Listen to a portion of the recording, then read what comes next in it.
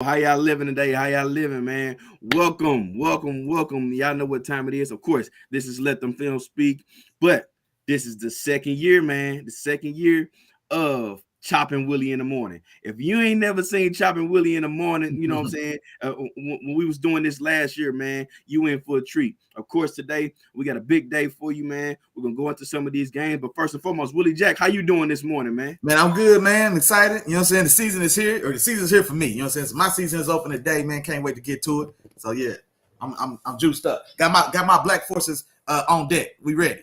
You got your black forces. I seen Coach T, man.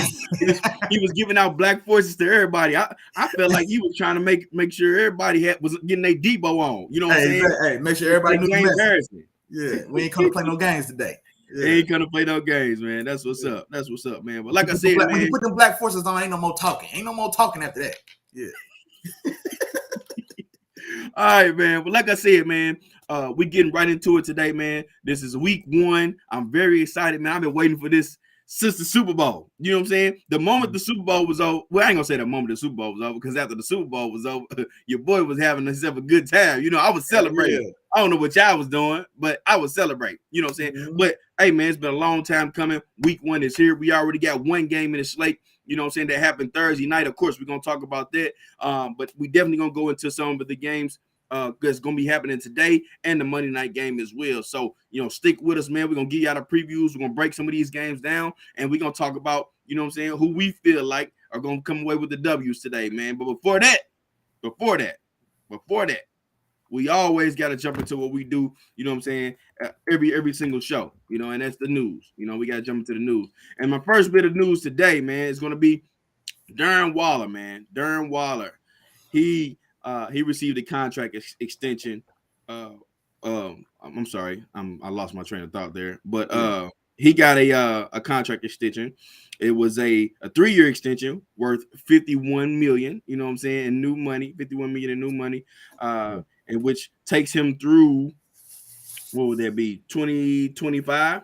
Yeah, 2025 year. Willie Jack, what's your thoughts on that one, man? Hey, get paid, bag secured, you know what I'm saying? Q Alexa, all the good stuff. Y'all know what's going on, man. Y'all already know what's going on. We love to see it. We here for anybody getting their bag, man. Anybody getting paid, especially a guy like Darren Waller, man. I think everybody could be happy and cheer for him, man. If you know about his story, you know his history, the struggles he went through.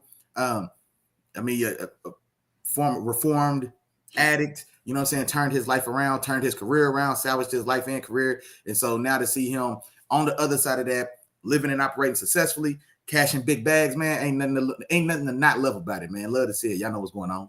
That's right. And I'm on the same page with you, Willie Jack, man. Well deserving. I think this is one of the top tight ends in the league, so definitely deserving. Top for sure. On that point, you know, on that side of things, man. And I think it's only up from there, you know, especially with the weapons around him and what he's gonna be capable of. So I'm anxious to see what's gonna happen, man, with him. But as far as their contract, definitely deserving of that, man.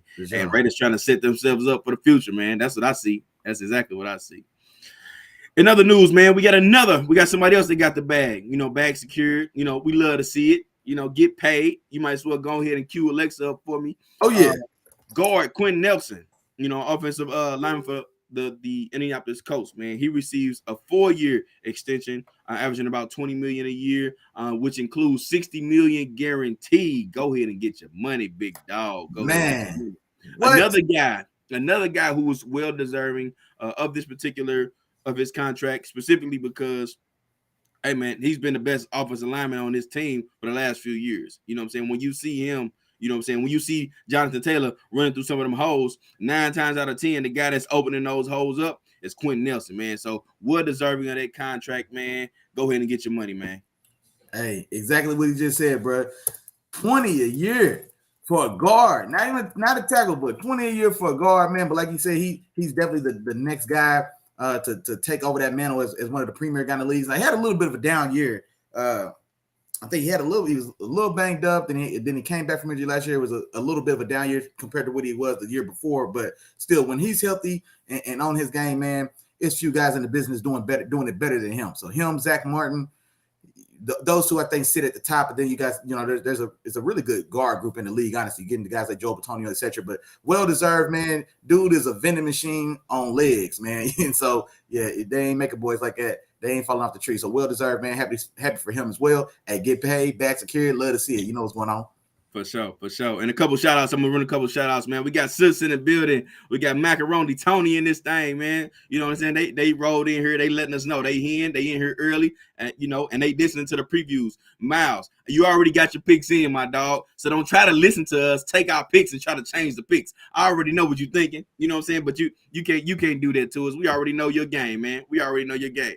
Nah, man. But on another note, a few quick announcements. Well, one quick announcement about the Let the Film Speak weekly pick 'em. Get your picks in, man. Everybody has not gotten the picks in who said I was in. You know what I'm saying? The people who said they was in and locked in, the picks not in. You know what I'm saying? I need to get those picks. I'm not going to hunt you down. If they not here by 11:59 a.m. Central Time, I'm sorry, I can't put you in, man. And that goes for the on curve. You try to get the 3 o'clock games in. No, I need all the picks. All the picks in by 11:59 a.m. Central Time. You get those in. That way I can go ahead and add those to the list, man, and we can start keeping tally. You know what I'm saying? I'm already a game down, you know what I'm saying? In which we're going to jump into that anyway. You know what I'm saying? I'm already a game down. But, hey, you know what I'm saying? Matter of fact, speaking of the game down, before we go into that, because I ain't ready yet. I think it's about that time. I ain't ready yet. I ain't ready to go through that breakdown yet. But Willie Jack, I think it's about that time, man. Talk to him, man. Hey, y'all already know what's going on, man. Today's episode of Chop Willie in the Morning, brought to you by Let the Field Speak, is still sponsored by the sponsorship, man. The Three Amigos, man. It's through the hard way. That's like, share, and subscribe. Now, I said through the hard way because the sponsorship. We're looking for a fourth sponsor. We're looking for somebody else who's going to come in here and take up the sponsorship for this bail. We got openers. We ready to talk business. Like, share, subscribe, man. After you do that, man, appreciate everybody making a move over from the Facebook to the YouTube. Don't forget to do that. Man, comments are jumping already. Come over here with us, man. We're going to get down over here. It's going to be a good time. Like, share, subscribe. And then when you come over to the YouTube, ring that bell, man. Today's episode of Let's Field Speak on YouTube is sponsored by these hands. You better ring my bell and get your bell run. You feel me? Ring my bell and get your bell run, dog. Come on, man. Come on and get down with us, man. We appreciate the love support as always. And we're going to get right to this thing, man. I ain't got time to waste. Come on with it. All right, well, let's go ahead and jump into it, man. First things first, man, we got to go into the recap, Willie Jack, man. Bills and Rams, they played Thursday night, man, to open up the season. Everybody felt like it was going to be a banger, but it wasn't quite that. It was a banger for the Bills, not necessarily a banger for my Rams. You know what I'm saying? And I'm hurt about it. You know what I'm saying? And Willie Jack, I'm going to let you tackle it first, man. Bills win this game 31-10, you know what I'm saying, and a game in which they won convincingly and separated themselves, you know what I'm saying, in this particular game and showed, hey, they're a team to be reckoned with, man. So, Willie Jack, talk to me about this one, man. What's your thoughts? Yeah, man. Well, you know, for me, man, I was cheering for the Bills, of course, and they pulled it out. And honestly, my two biggest takeaways on that is, for one, the Bills made that game uglier than what it had to be, honestly. And so they had a lot of turnovers, a lot of sloppy ball. And on the other side of that, Rams didn't show up to play, man. Just sincerely, honestly, the Rams didn't show up to play on either side of the ball. Stafford, he throws an errant interception on a no look pass that went a little high, and goes through a guy's hands. I didn't see when I saw Jalen Ramsey, he was doing something wrong, and I didn't see Aaron Donald at all. You know what I'm saying? So and let alone against competition as stiff as the Bills are, because they are a legitimate Super Bowl contender. You know what I'm saying? Y'all should have knew that. You know what I'm saying? Y'all probably knew that for like the last 9 months, because you know what I'm saying, your dog had already let y'all know. But now that the rest of the league is caught up, you know what I'm saying, you can't go in there half cocked against most any team, let alone a legitimate Super Bowl caliber team. And that's exactly what they did, man. You gotta have your big time players making big time plays in big time moments, and neither of them did that. You know what I'm saying? AD got washed out the hole all night long, and Jalen Ramsey was out there preparing breakfast. Hey. Hold on, man. I ain't even let you go that far, man. Hey, he did now. Hey, all night long. Come on, man. Let the film speak. Yeah, and I did. I can tell you, the boy got washed. I watched it just so I can have a leg to stand on, man. The boy got washed, man. Don't go that far. Don't go that far, my brother. The boy got washed, man. It is what it is. You know what I'm saying? Right. But like I said, for now, this is what I'm excited. This is what I'm wanting to see. I want to see the response. You know what I'm saying? You guys are defending champs. You got guys that are held and accounted for as the premier players that they position, and both those teams both those players, I'm sure they would tell you they're not satisfied with either of their performances. Now, you know what I'm saying? So I want to see the response. I want to see Sean McVay get back in the kitchen to cook. You know what I'm saying? Because it wasn't enough.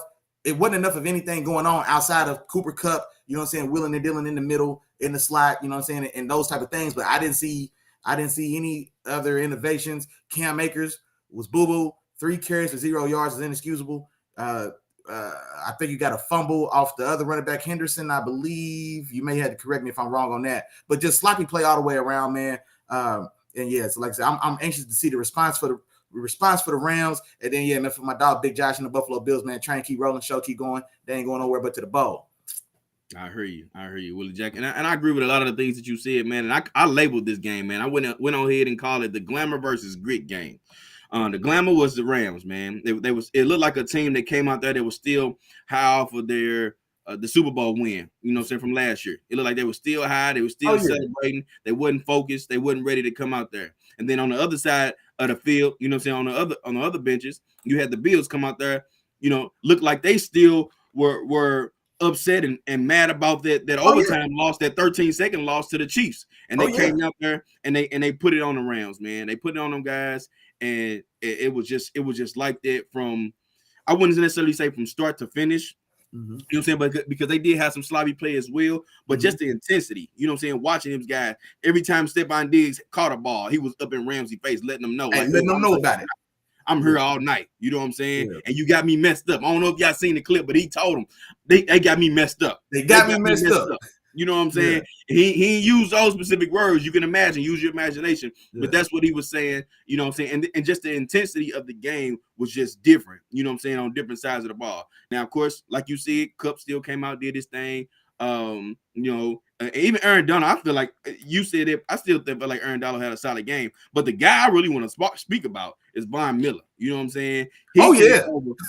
He came over wrecked happy. You know what I'm saying? Finished with 2 sacks on the game, but he was in the quarterback lap, and that offensive line couldn't protect nothing. You know what I'm saying? That offensive line was struggling. They couldn't protect them. Stafford also wasn't seeing the field well, and I feel like I hope this doesn't go on all season, because I feel like he started to get a little too Kupp happy. You know what I'm saying? In terms of who he was going to in targets. I was watching the film, and there was a few other guys open on a lot of different plays. You know what I'm saying? But he was holding the ball too long, looking for Kupp a lot of the times. And then you bring over Allen Robinson, you pay him some money, and you give him 2 targets. That's inexcusable. You know what I'm saying? They need to go back to the drawing board and fix that. And then correct me if I'm wrong, did he drop a pass in the end zone, of the left end zone? No, he had 2 targets. One was a catch. The other one was the last play of the game, a Hill, not necessarily a Hail Mary, because they was like on like the 30, but it was just a jump ball and it went incomplete. You know what I'm saying? Okay. So he didn't necessarily have any drops, but 2 targets over this is your number 2 guy in terms of targets. You know what I'm saying? Higbee had a few drops. You know what I'm saying? But this is just at the end of the day, man, it does show you how good the Bills can be. In a sense, they had 4 turnovers. It's no way the defending Super Bowl champs should only have 10 points in this game and the other team turns the ball over 4 times. That's just inexcusable. And you're right. The Rams need to respond. You know what I'm saying? I'm expecting a lot of them. They should be running heels right now. They should be running heels right now. No, y'all can't sit down and watch these games. It's MT time. You know what I'm saying? It's MT time right now. It's time for us to get back and, you know, and get ready for this next week, man, because that first week showing was terrible. I don't care how good the Bills defense was and how bad your offensive line was. That was just a terrible showing, man. And bro, and I'm glad you brought that up as well, because we didn't even get into the Bills defense. I'm glad you introduced that. Now, for one, the 2 biggest things that were evident is, one, y'all definitely missed Von Miller. I know y'all didn't have $100 million to give him, but Vine looked like he back on old block, bro. He was out there causing havoc. But now another thing as well, the retirement of Andrew Whitworth. Man, that line got. That's who we missed. I wouldn't say Von Miller as much, because we can still win without him. But Andrew Whitworth, we missed him a lot. Y'all missed Andrew Whitworth a lot, man. And I ain't gonna lie, he fresh off the field. It's early enough, man. Sean probably called him before he got home. Like, Andrew, man, hey, I know you're at the crib chilling, dog. I know you already got your ring, man. I know you're 47.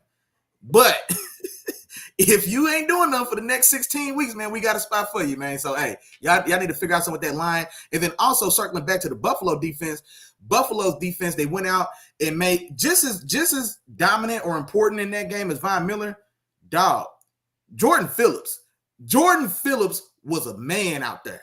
Jordan Phillips, and I remember Jordan Phillips coming in because he came out of Oklahoma, I want to say, and he was a guy that was like 320, 330, but he had some wiggle. He had some finesse, and it was on display last night. When I seen Buddy come off with a stutter and then spin on the left guard, and then took Matt Stafford's soul, boy, they fell on him with all 330. That was when you make the ugly face. Bro, I ain't gonna lie. Nasty. And he went crazy as well. I know he had at least that sack. I want to say he may have had a sack and a half officially, but he had definitely more than a few pressures and hits on Stafford in the mix, made things ugly, clogging things up just at the line of scrimmage. They won the battle of the line of scrimmage on both sides last night. And so offensively and defensively, Jordan Phillips, man, co-defensive MVP in my book, man. Him and Von Miller playing well together, and that's something to look forward to going forward as well. And because that front four was so dominant, that's another thing that made life difficult for y'all, is because they only rushed four. There wasn't much actual blitzing, so they had a full accompaniment of second and third level defenders that were able to feel safe and secure and playing their drop zones and coverage responsibilities, because the front four handled business all night. You know what I'm saying? So nothing poked through in the run game. They shut everything down up there. And they were also at that front four able to get so much pressure that you got Matt Milano, you got the boy Edwards, you've got that Poyer and Hyde making plays.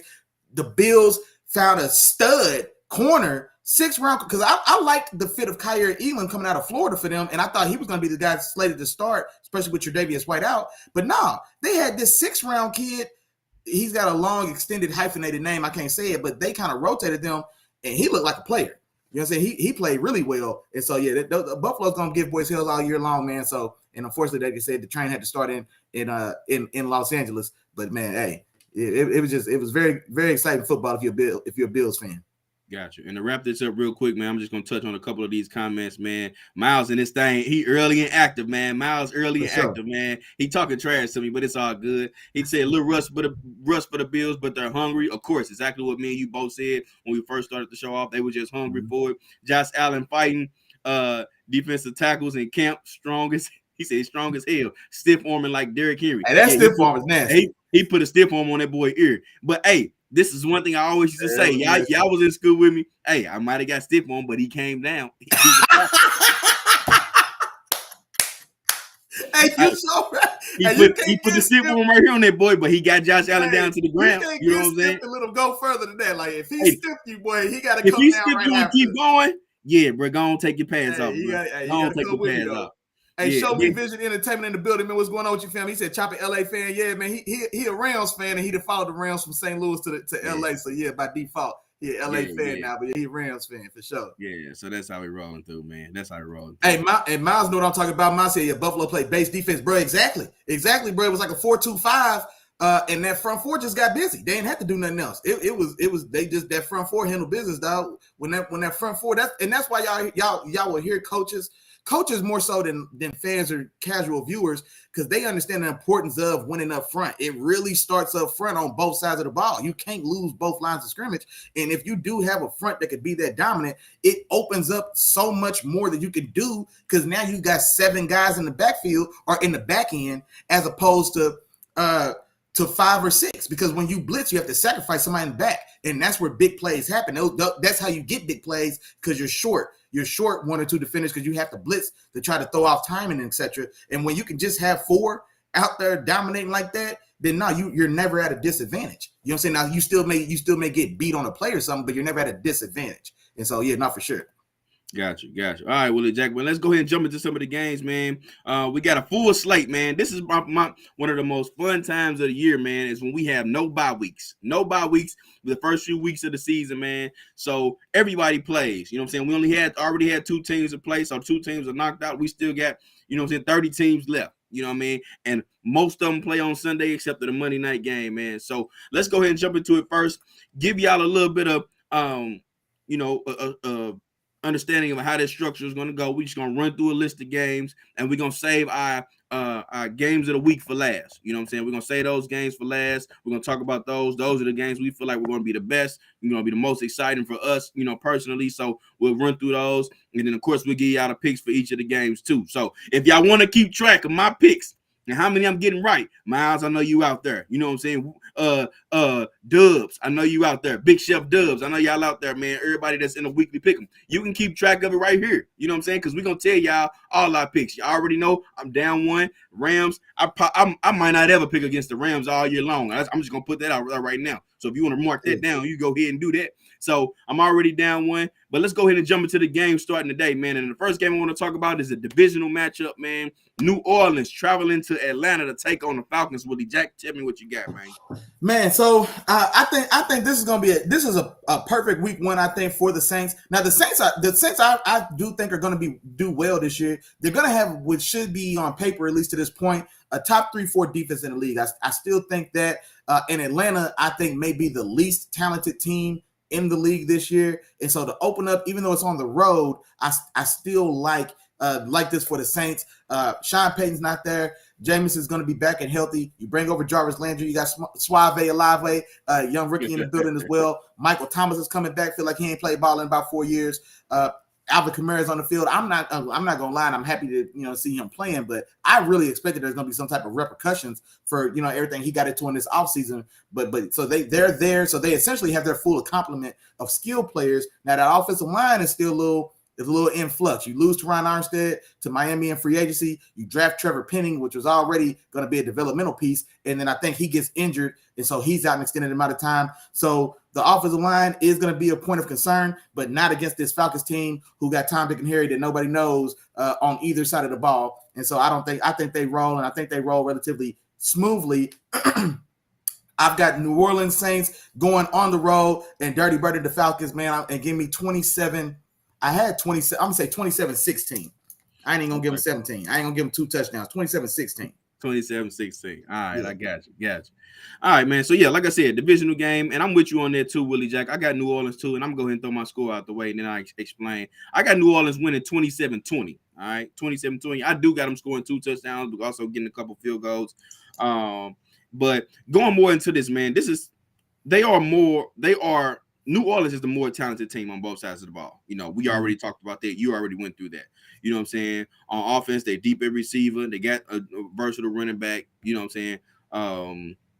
Although Winston can be turnover prone, he still can put points up on the board. You know what I'm saying? That's one thing he's always been able to do, regardless of the interceptions and the fumbles or the decision making or anything like that. He can still put points up on the board. So I think that's going to bode well for them. You pair that with that great defense. So even with the loss of Gardner Johnson, man, they still brought over Tyrann Mathieu, you know what I'm saying, who can play a very similar role, if not the same role, at a better and do it better, you know what I'm saying, than Gardner Johnson, in my opinion. You know what I'm saying? So you still got him over there, and then you got all the other pieces that you put together, you know what I'm saying, over with New Orleans, you know what I'm saying, on that particular defense. So I think this defense is going to be one of the tops in the league, you know what I'm saying, top 5 defense towards the end of the season. So I think they'll be able to hold on and make up for maybe some of the mistakes that Winston he's shown that he's probably going to make throughout the season. So the defense is going to be good. He's still going to be able to put up points, with all those weapons around him. So I think they're going to be fine there. On the other side of the ball, as far as Atlanta goes, I think they're still in rebuild mode, man, but they have a few pieces, you know what I'm saying? And I'm interested to see how they gel together.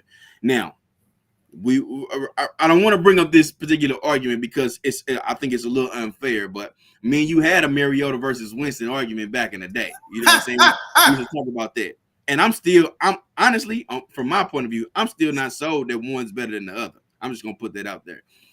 It's just been situations. But either way, I still think Mariota, first off, he's a veteran quarterback. He's not going to come in making a lot of mistakes. But he's also good using his legs. And that's one thing we even saw with the Raiders and utilizing him in certain situations, or even when Derek Carr went out for a couple games and he had to start the games, he came in and lit fire on that offense, to the offense because of the different dynamic that he brought to that particular team. Also, on the other side of the ball for Atlanta, you got, 2 very, very good corners. You got one young and up-and-coming corner, and A.J. Terrell, who's looking like he's trending towards being a top guy. You know what I'm saying? And then you got Casey Hayward over there too, who's a long time vet who's been around the block but knows what he's doing, man. Very I smart. forgot they brought over Casey Hayward. I forgot he went over there. Yeah. So I'm interested to see that matchup between those guys and those receivers. You know what I'm saying? So all in all, I think they do have a couple different pieces, but it won't be enough, of course. You know what I'm saying? And I think Atlanta will be able to put a couple points on the board, but I don't think they'll be able to do enough. So I got New Orleans winning this game 27-20. That's my final score. Gotcha. Yeah, and there we go. You know what I'm saying with that one. Moving on to the next game, and I'll start this one off, Willie Jack, man. We got San Fran going to Chicago. All right. This is Trey Lance's coming out party. All right. As y'all all know, if y'all been following us for a little while, I was very high on Trey Lance. You know what I'm saying? I felt like he was potentially the best quarterback coming out of this draft. You know what I'm saying? But after watching him, you know what I'm saying, I do feel like it's going to take him some time if he's going to get there. Now, the question is he going to get there? You know what I'm saying? He's young, doesn't have a lot of throws behind his under his belt. You know what I'm saying? But I do think this is the best situation for him as far as having a coach that's going to make this as safe as possible for you. He's going to put you in positions to where you don't necessarily have to force throws or, you know, try to make plays that aren't really there. All you have to do is make your reads, do what you're supposed to do, and this offense is going to run itself. You know what I'm saying? They have a good offensive line. They have a good run game, and like I said, they have that good offensive coordinator. On top of that, you also got that good defense on the other side of the ball. You know what I'm saying? Who's going to play well throughout the season as long as everybody stays healthy. So you can't ask for a better situation for Trey Lance right now. You know what I'm saying? You're young, but hey, you got to put your big boy pants on. They drafted you this early, man. You came out and this is what you wanted to do. You got to put your big boy pants on and you got to go play well, man. And I think this is a perfect opportunity for him. I'm rooting for him. I think he can do it. You know what I'm saying? But hey, you got to go out there and show it. And as for the Bears, I'm gonna throw this question out there too for you, Willie Jack.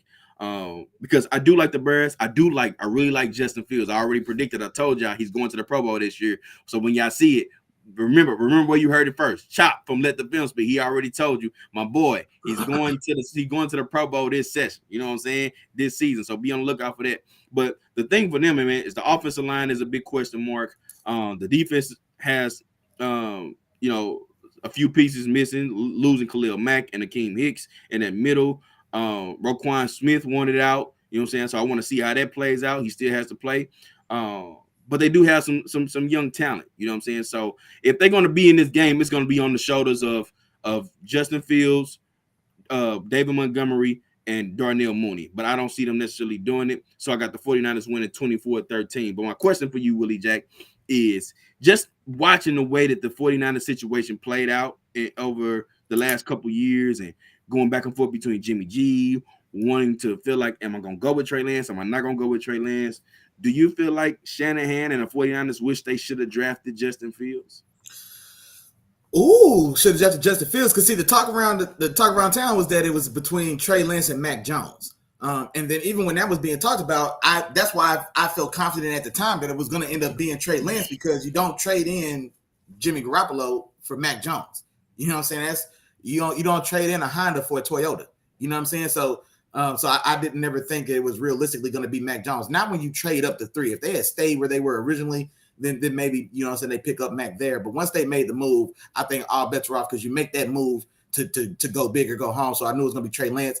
Now, Trey Lance or Justin Fields, and honestly, I never understood what exactly it was that they didn't like about Justin Fields that they liked so much about Trey Lance, because I think they offer some of the same athletic intangible, or that some of the same appealing athleticism, very good size and thickness for the position. I would say Justin Fields was the more talented runner. Oh man, was that crazy? Hey, excuse my partner, y'all. Man, that was crazy. I ain't even catch it, man. Sometimes he get really excited when football season starts. Man, he starts saying crazy, stuff. Man. Hey, that was crazy. I ain't catch it, man. Y'all know what I'm talking about, man. I'm saying they're strongly built guys. No, that was crazy, because after you pointed it out, I heard it back to myself. I was like, man, that was wild. That was wild. But I'm saying that. So what I mean by that, Lamar Jackson is the guy. He's like 6'2", and I think he weighs now like 220. But 220 on Lamar Jackson looks way different than 220 on Justin Fields or on Trey Lance. You know what I'm saying? So like they're still like a more densely built guys. And I would say Justin Fields is the better runner. I think he's faster. He runs with not as much power because he isn't as big. But anyway, the point I'm making is they offer a lot of the same things. Now, Justin Fields, his motion, his throwing motion, a lot of people didn't find attractive. But similarly enough, for Trey Lance's motion also needed some improvement of work as well. So I never understood why, if that's what you were going for, like why you wouldn't have wanted Fields, who had a history of doing it at the top level of football, and instead you wanted Lance, who's the guy who had done it at a much smaller level and not to a successful degree. Now, in hindsight, I don't think they would, because they had a chance to take him, and it ain't been that long ago, and they just didn't like, for whatever reason, what they saw in Justin Fields. And also, he hasn't done enough right now to tell me that they made the wrong choice. He just hasn't. And so, no, I think they still write it out with Trey Lance. I think that question is going to be better served after we see them both this year, because after last Justin year Fields I think makes the Pro Bowl. After Justin Fields makes the Pro Bowl, I got because for one, you got to win games to make the Pro Bowl, fam, and you already. No, you don't. No, not to make the Pro Bowl. Not the. Pro yes, Bowl. You do. Yeah, because bro, you got to think about it. Because there's only 3 seats. There's only three seats, and so if he's going to unseat either Aaron Rodgers, which he's not, Matt Stafford, which he's not. You know what I'm saying? And then that third seat in the NFC, man, that could be Tom Brady. He doesn't unseat any of those 3 guys. So the only way to knock out maybe Stafford, you know what I'm saying? He's got a chance to come for Stafford's seat, but it's still going to take wins. He's not going to go 3-14 and make the Pro Bowl. Period. He's just not, bro. Balling, he will. Nah, man, hey. Pro Bowl, it ain't about wins. MVP is. No, MVP is, but I get it's not all the way about win, because you could be a Pro Bowl quarterback and be 10-7 or even 9-8 if you in the hunt. You're not making a Pro Bowl at 4-13, bro. You're just not.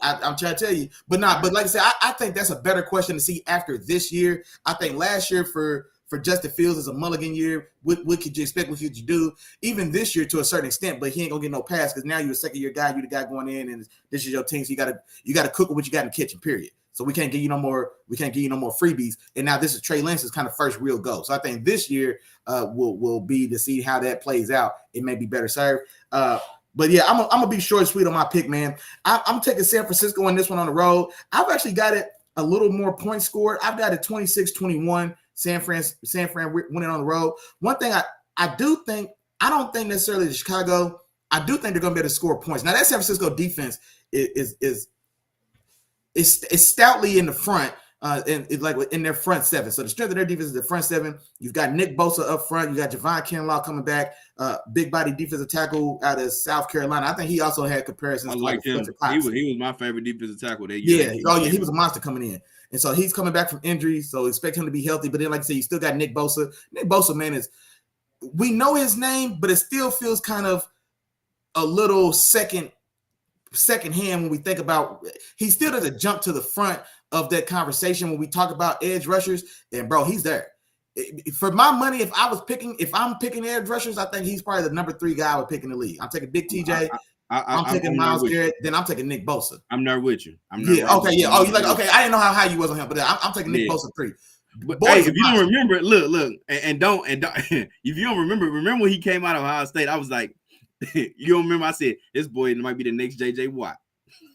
Oh man, you did say that, but see, I didn't like that comparison because he's smaller. Like in size wise, he's probably more similar to TJ than JJ size wise. But you did say that. But see, I didn't like it because like they just 2 different body styles. I'm with you. You know what I'm saying? But no. So I'm taking that. Now I do think that Chicago is going to be able to score 3 touchdowns in this game, because I think Justin Fields is going to be a guy much like a Jalen Hurts, where even if it's ugly, he can still put up points because he is going to be dynamic with his legs. So if you tell me that Justin Fields just has to get 1 passing, 1 rushing in every game he plays, I would bet he does it more or less. And so I feel comfortable thinking Justin Fields is going to count for 2 touchdowns. And I would think David Montgomery, now that offensive line is atrocious, but I would still think David Montgomery finds a way to get into the end zone. And so that's why I got 3 touchdowns for Chicago. I think this is going to be a game where we can clearly see that San Francisco is the more talented team, and the overall talent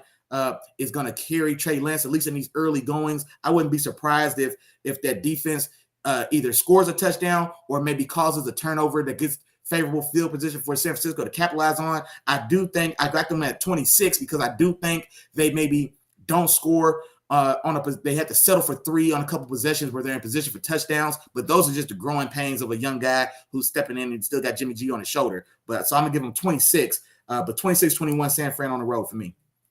Gotcha. And not to go on this too long, Willie Jack. I don't want to stay on this too long. But my boy Johnny in here, man, from Show Me Vision Entertainment, man, he says, isn't there a stigma on Ohio State quarterbacks? And then he listed a bunch of them, man, who were good at Ohio State, but didn't quite pan out. You know, when it came. Oh, very good comment. He said that's Johnny. That's a very good comment, Johnny. Yeah. So he came in and mentioned that, man. And I'm gonna go ahead and say it right now, Johnny, man. Justin Fields is gonna break that stigma, man. He's gonna go ahead and break it. I think so as well. Troy Smith. Go ahead. I'm sorry. Go ahead. No, I'm gonna say he's gonna go ahead and turn those tables to where we don't have that same stigma. But even then, people still gonna come up with stuff. They're gonna be like, only one of the last 8 Ohio State. It's still gonna be a stigma out there just because he's one guy. But I think he's definitely gonna be a one that I think he's gonna be a star in this league. That's my no, and I think so as well. And the thing about these guys, like now Troy Smith got that Heisman, but he was never necessarily had the makings of or the apparent makings of a real NFL quarterback. He was a little undersized. Yeah. He wasn't a dynamic athlete at all. Cordell Jones was a guy who came in and had tremendous success. He had tremendous raw talent, and then he left after 1 year. 1 year hoping to maximize on his name. But he was a guy that came into the league too soon. He needed more development. He needed to come back for that second year. But when you come in and win a national championship, what more is there to do? Whenever can I? Sometimes it comes to a type of situation where I've got to strike when I can maximize my value. And he comes in, he fills in for Braxton Miller, and then takes that team and they win the national championship. Man, I got to go when I can go. And so he leaves, even though he's underdeveloped. Braxton Miller was always more of an athlete playing quarterback than an athletic quarterback, if that makes sense. Terrell Pryor was the same. He was an athlete playing quarterback and not a quarterback who's athletic. And so those guys, those you can have tremendous success in college football like that. I like Tim Tebow. Didn't nobody in their mama think Tim Tebow, outside of Chop and Josh McDaniels, nobody thought Tim Tebow had the makings of an NFL quarterback. But he was an athlete. He was a good enough athlete in college that he was able to be successful and end up stealing one of those Heismans from that second Heisman. I think should have went to. Damn, I'm on the spot and I can't think of it. But anywho, no, that's a very good comment though, man. You said your name is Johnny. Show me Vision Entertainment in the building, man. Hey, if you got a page, you got some type of content, bro, holla at me, man, or holla at me in the chat. Let me know what you get into, man. I think it's my first time seeing you in here, but now welcome to the crib for sure. Gotcha. Moving on, Willie Jack. Let's go on to the Philadelphia at Detroit game, man. Philadelphia at Detroit. Philadelphia, of course, making a lot of moves this offseason. I know Willie Jack likes them, man. So start it off, Willie Jack. What you got, man? Talk to me. Man, Eagles making noise this year, man. And it's perfect. I just pulled up Jarrell, my dog, day one game, Jarrell in the building, man. Jarrell's comment, he was just to my Tebow was a winner. That's all, man. That was the same song the Chop used to sing, boy. We see how that turned out. But speaking of Jarrell, man, and speaking of these Eagles are going to roll, man. Well, no, I'm not going to say they're going to roll because I think Detroit's going to be just like we seen last year. Anybody who plays in there is going to have to earn it. You know what I'm saying? So that's one thing I can feel confident about Detroit. So I think this game is probably a little closer in the end than maybe. No, that's still not. I've got a 28-20 Philly. I think Justin Fields and those boys go out there and get busy, man. I think I'm super excited to see that almost, if it wasn't Detroit, I wish it was a little bit of a better matchup because that could have been my game of the week. I'm so excited to see these Eagles just period. I wish they had a more attractive dance partner. You know what I'm saying? But no, I'm excited to see what they do, man. But I do have them winning this game 28-20. I think Detroit, just like we said, man, they're gonna be they that tough, hard-nosed kid that you got to hit over the head with a chair, 2 bottles, and shoot him once before he's gonna lay down, man. So you got to go in there and take it from him. They're not gonna give it to you. And I think they can make things a little interesting. I want to see Aiden Hutchinson against that dominant and rough left tackle that Philly brought over. Man, he's got the weird name, bro. Hatali. I know you're talking about. Yeah, I want to see Aiden Hutchinson now getting day one starters reps against both those tackles. You got Vala, help me. Chop normally is good with the names, man. You've got that dude on the left, and then you got Lane Johnson coming back from injury on the right. That's still, when Lane Johnson's healthy, bro, that's probably a top 2 or 3 tackle combo in the league. So there's no soft touch on either side of that line. So I want to see how Aiden Hutchinson does. So I do want to see the trench play there. And then, like I said, but I think these Eagles, man, are going I just think these Eagles are going to overwhelm some boys, man, as the season goes on. But give me 28-20, Jalen Hurts and AJ Brown and those Eagles. Gotcha, man. And just to clear it up, man, at the left tackle spot, you got Jordan Mailata, and then you got I'm thinking that other dude. Okay. right guard, you got Isaac Sumalo. Okay. They used to have I thought they had another. Okay, Mailata, that's better. There was a guy with a weird. I think he's in Detroit now. I think he left Philly. I'm gonna tell you what though. Guy that you wanted, you know what I'm saying, a couple seasons ago, he healthy and he about to maul some people in the middle of that line. Landon Dickerson. Boy, that oh man, you damn right. Crazy. Man, I wanted Landon Dickerson coming out of Alabama, even with the torn ACL and all. I said, give me that boy. He's a 6'4", 315-pound center.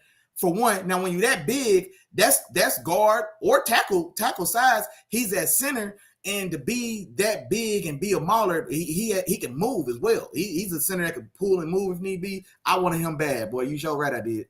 I got you. All right, man. Well, let me go ahead and jump into it, man. I feel like the Eagles, just like you said, or just like we both said, they've got gotten a lot of talk this offseason.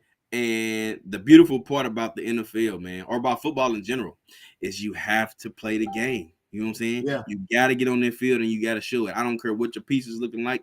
You got to get out there and function as a unit. And that's what I want to see, man. I just want to see them get out there and function as a unit. We look at it on paper. They got all the pieces. You know what I'm saying? They got everything. You know what I'm saying? But they have to put it together. They have to play well. And most of all, man, you got to – Jalen Hurts is the one that's going to have to put it all together and step up to the plate. You know, a lot of people believe in him. I haven't seen it quite yet, you know what I'm saying? But, hey, I ain't knocking him. If he come out there and do his thing, hey, more power to the Eagles on the moves that they made. But obviously, with the moves that they made in the offseason, they feel like they're a win-now team. I mean, I feel like they went all out. They went and got a number 2 corner. They went to go get a safety / slot corner hybrid. You know, they've added a big time wide receiver and to go alongside another up and coming receiver who could also be a star. I feel like Devontae Smith doesn't get enough, you know what I'm saying, credit as far as what he's capable of. Man, a tremendous route runner, and he could be a star. You know what I'm saying? He could be just as good as AJ Brown once he continues to develop. All the hype has been on AJ Brown because of what we've seen already, but Devontae Smith was just a rookie last year, man. This guy could really be something special. And who knows, they could have 2 special guys, and then you got the nice tight end there too. So they got a lot of pieces in place, man, and I just want to see them all, you know what I'm saying, come together and play as a unit. Now, for this Detroit team, as you said, and when you play them, you know what I'm saying, you got to bring it.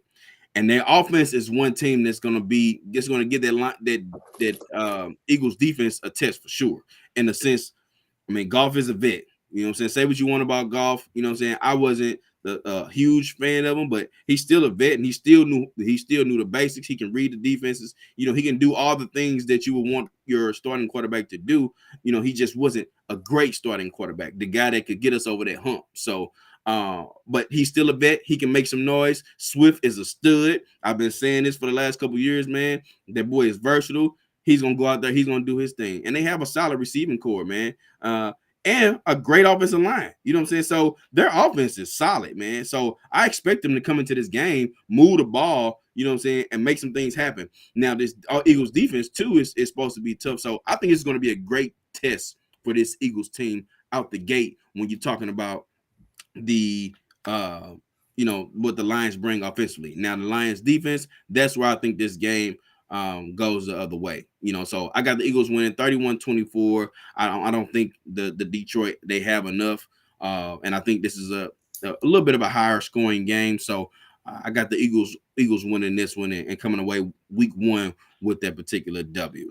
Okay, no, and I agree. I agree. I think we pretty much said the same thing. We just got different scores. Your boy Jason, man, Show Me Vision Entertainment. He had asked what's the deal with Jalen Hurts, and I wrote back to him. I think he's back healthy, and I think a lot of what was going on last year, honestly, Jalen Hurts took away a lot of his touches, a lot of his meaningful touches, or dead. I think they went too far into the RPO as opposed to just dedicated carries for Miles Sanders. And also he was dealing with injury. And so I think now going forward, especially when you bring in AJ Brown, I think now I would expect that they make a concerted effort to not put Jalen Hurts in position to take away so many of his meaningful, just dedicated carries, and I think he does just get more specific, just called touches for him, as opposed to Jalen being able to choose the more favorable matchup in an RPO and then him getting out and boogieing. So I do think that that's going to be better. But Miles Sanders has all the tools, man. This is a guy with 80-yard, take an 80-yard long speed. He's got very good shiftiness and agility. I like his vision. I like him a lot. He runs with, he's not a power back, but he runs with enough thump that he ain't dodging no smoke either. So I like Miles Sanders as a back. And so I'm excited to see, like I said, how that works out as well. Gotcha. On to the next one, man. Let's go over to Miami, man, and another divisional game, man. They starting off with these divisional games, man, and I like it. Well, we got New England traveling to Miami to take on the Dolphins. Willie Jack, who you got, man? I'm not gonna lie, man. Well, New England, historically, so to say, they've always kind of had trouble playing in Miami. Normally, that matchup was always toward the end of the year, and Miami has made life more difficult for the Patriots headed into the playoff for seeding purposes, because for whatever reason, New England gets down to Miami, they lose their mind on South Beach, and they come out and get smacked. It seems like it just never fails. So NFL and the league did Bill Belichick a solid. It's already going to be a tough uphill battle this year for Bill. So now they let Bill get this one right off his chest, right out the door, as opposed to later on in the season. I'm still taking Tua and Tyreek. And so I'm taking them at the crib. I just think they're just a more talented team on both sides of the ball. They've got the more explosive playmakers on both sides of the ball. And the only thing that New England has going for them is Bill Belichick. And that's it. Mac Jones is throwing to Devontae Parker, who couldn't get himself going in Miami. That's why he's in New England. I just don't see what they got for these boys at all. I don't think it's a full-fledged wash. It's just still hard to – this is a game for me, bro. If Miami was to win this game by about 13 points, I wouldn't be surprised, but I can't call that just looking at it now. So I'm going to go – I am going to increase that lead, though. I had it 27-20. I'm going to go 30. I'm going to go full-fledged. I'm going to go 30. I'm going to go 30-20 Miami at the crib, man. I'm excited to see how Mike McDaniel's coming over from Kyle Shanahan in San Francisco, bringing that system over. Kyle Shanahan is – if there's one thing we've known about his offenses is they will feed and mold an offense through one dedicated receiver, and they love tight end play. So when he was in Atlanta, we saw Julio going crazy. And now that he's in San Francisco, we see Debo going crazy. So they will run an offense efficiently through their top guy to make sure they put him in the most favorable matchups they can. And then on the other side of that, if they have a competent number two at tight end, and I think they had that in Mike Gesicki, so I'm expecting a big year from Gesicki as well.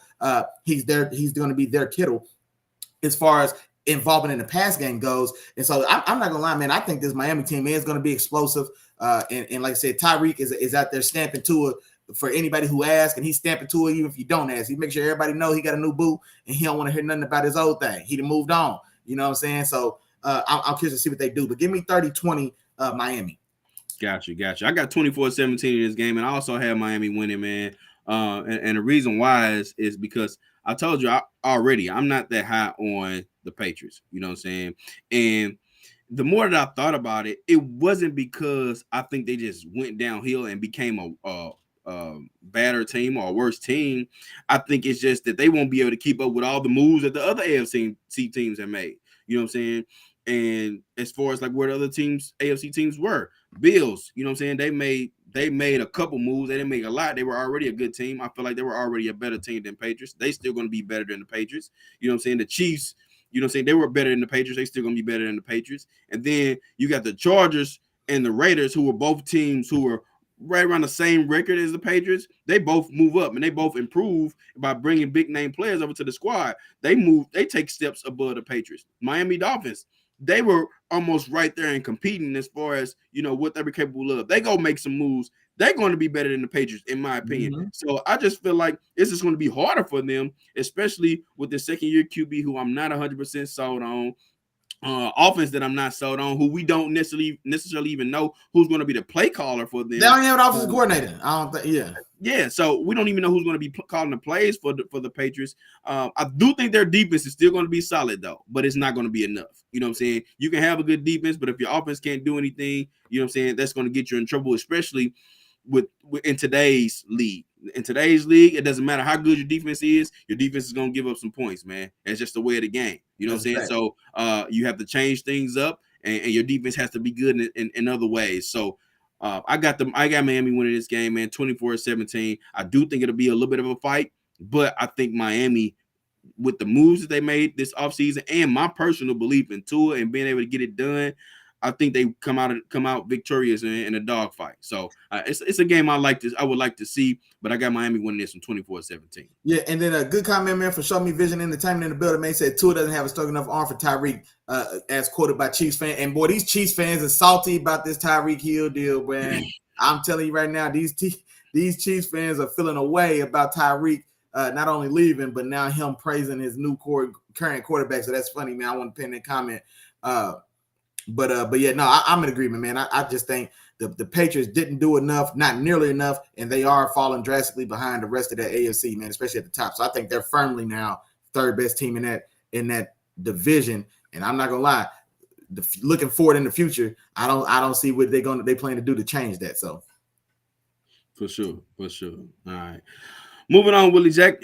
Next game, man, we got Jacksonville going to. No, I'm sorry, I skipped one. My bad. We got Baltimore going to New York to take on the Jets, man. I'm going to start this one off, man. Of course, Lamar Jackson's contract has been the biggest talk of the Ravens throughout the offseason, man. It's getting Lamar signed, you know what I'm saying? And like Willie said, they didn't sign him. You know what I'm saying? I didn't think it was going to go that far. I thought they were going to be able to sign him. And reports just came out that he turned down a $250 million offer. You know what I'm saying? So I don't know what the specific details of that was. I don't know specifically what he was looking for, but he turned it down. Willie Jack, you got any more insight on that particular? Yeah, so the contract was $250 or right thereabouts. It was going to pay him more annually per year than the deal that was signed by Kyler Murray, and I believe also even more than this new deal signed by Russell Wilson as well, I believe. But the sticking point for Lamar is he wants the fully guaranteed contract that Deshaun Watson signed in his own division with the Browns. And if I'm Lamar Jackson, and unanimous MVP winner, you know what I'm saying? There's no reason at all that I understand the position he's taking. You know what I'm saying? So I'm not going to have the second best contract in my division. And the argument can be made, I'm the best quarterback in my division.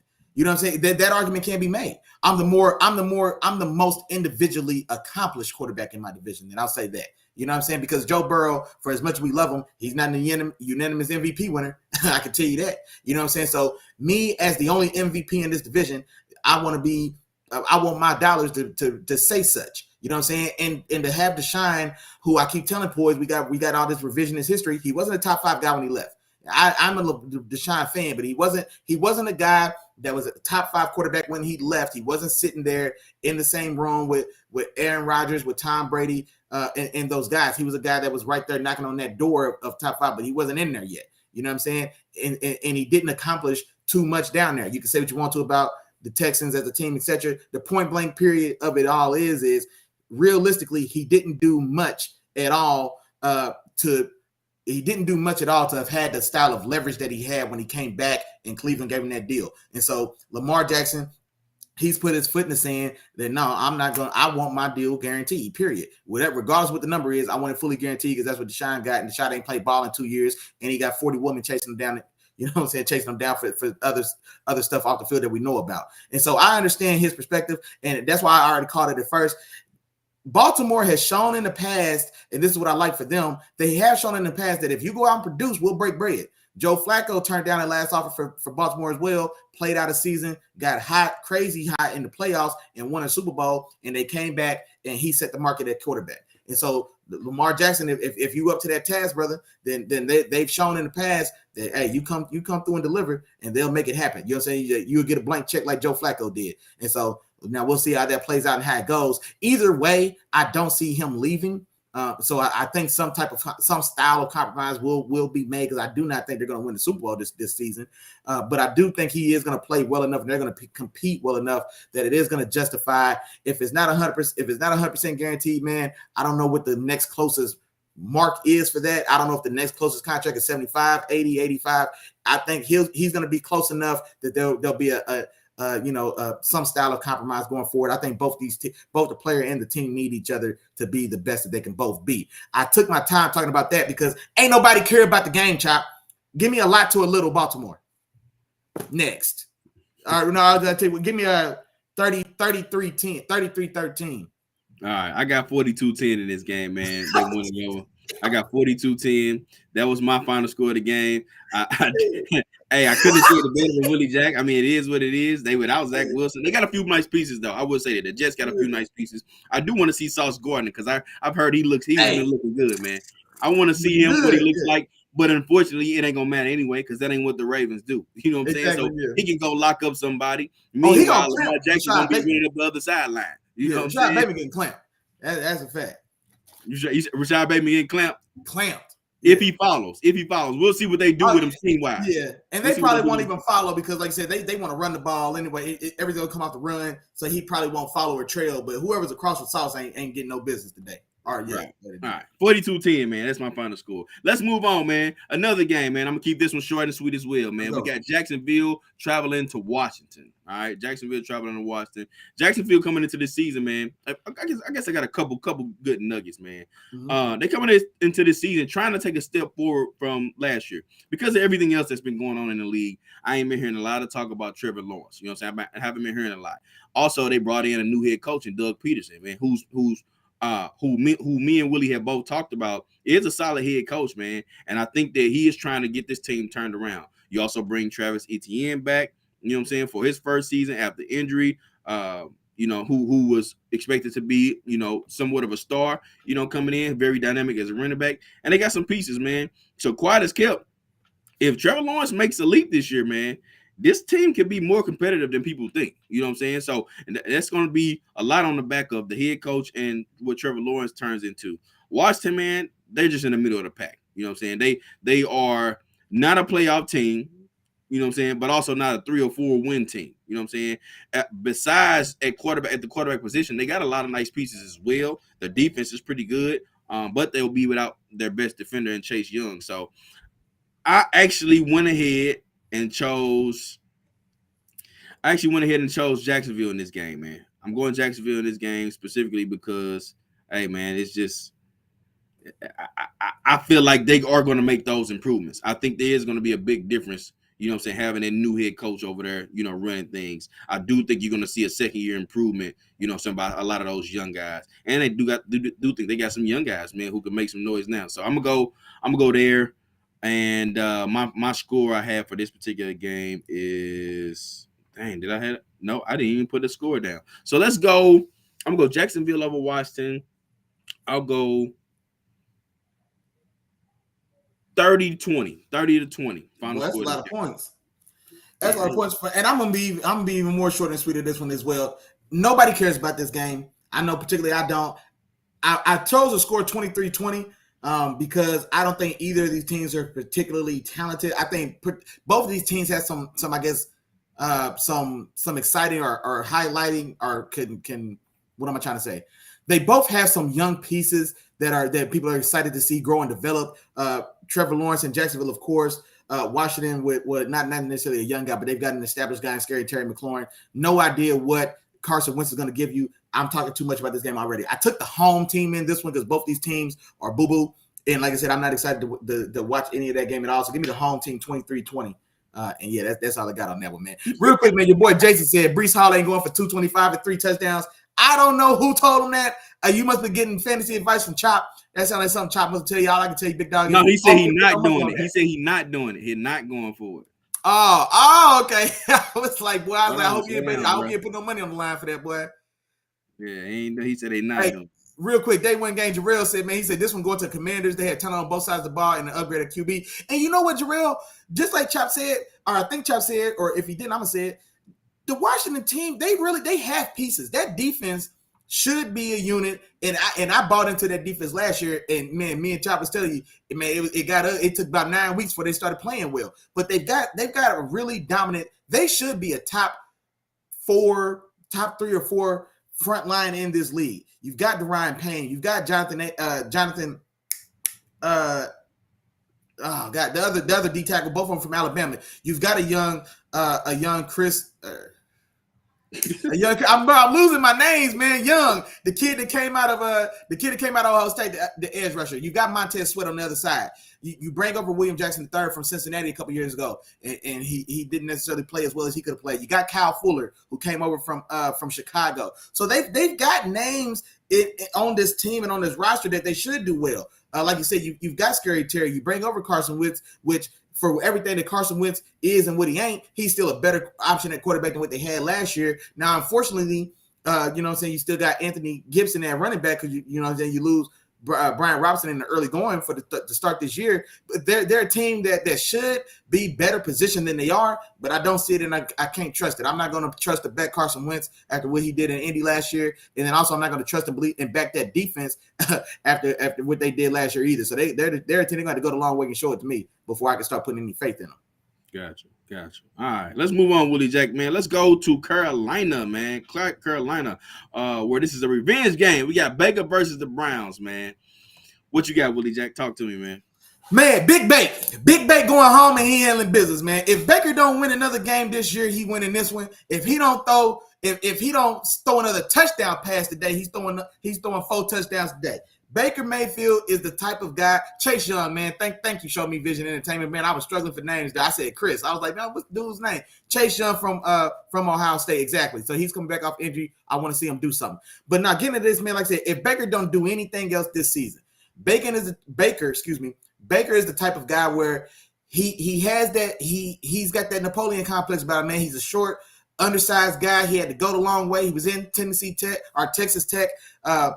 Played reasonably well or whatever the case, lost his job to a guy named Patrick Mahomes, goes and walks on in Oklahoma, goes from scout team to team captain and wins a Heisman. You know what I'm saying? Goes to the league. He's the number 1 draft pick for a city in Cleveland, a city that's just as scrappy and underappreciated as he is. I really like that matchup when they drafted him. You know what I'm saying? And he laid his heart out, man. He gave his all in Cleveland to his own detriment. And as soon as the first pretty girl came around and smiled at him, man, they threw him to the curb. And so he's feeling the way about it. So yeah, give me Baker in this game and give me, what was my score? Now I do think there are some warts on that Carolina team as well. So their offensive line is an issue. It was an issue last year. It's not much better this year. Now they did try to address it in the draft with Icky out of North Carolina State. So you know, so you try to address it. You try to address it there, and then you bring over Baker, who is going to be a tremendous upgrade now that he's healthy over what you had in Sam Darnold. I absolutely love DJ Moore as a receiver. He's one of those guys I've been tooting his horn for a few years now as well. I really appreciate and like him as a player. I still like Robbie Anderson as well as a deep at the compliment him. They got my dog CMC back, man. I hope he stays healthy, man. This is a guy that's, when he's healthy on the field, man, there's not too many guys as dynamic as he is. And so right now he is healthy. And so they really do have those weapons. I like that young defense. I like Dante Jackson, the corner they've had there for a few years out of LSU. I'm excited to see J.C. Horn finally get on the field, man. Y'all hear, man, we talked about dogs. They got one, man. And so, you know, so I'm ready to see what he gets to do. He's chasing Patrick Surtain now as the next young top up-and-coming corner. So now he finally gets to make his mark after missing all of last year. I like Brian Burns on the end. So I like some of the pieces they have. Cleveland, I think, is able to keep this game close because of their own run game with Nick Chubb, one of the best in the business, duo with Kareem Hunt.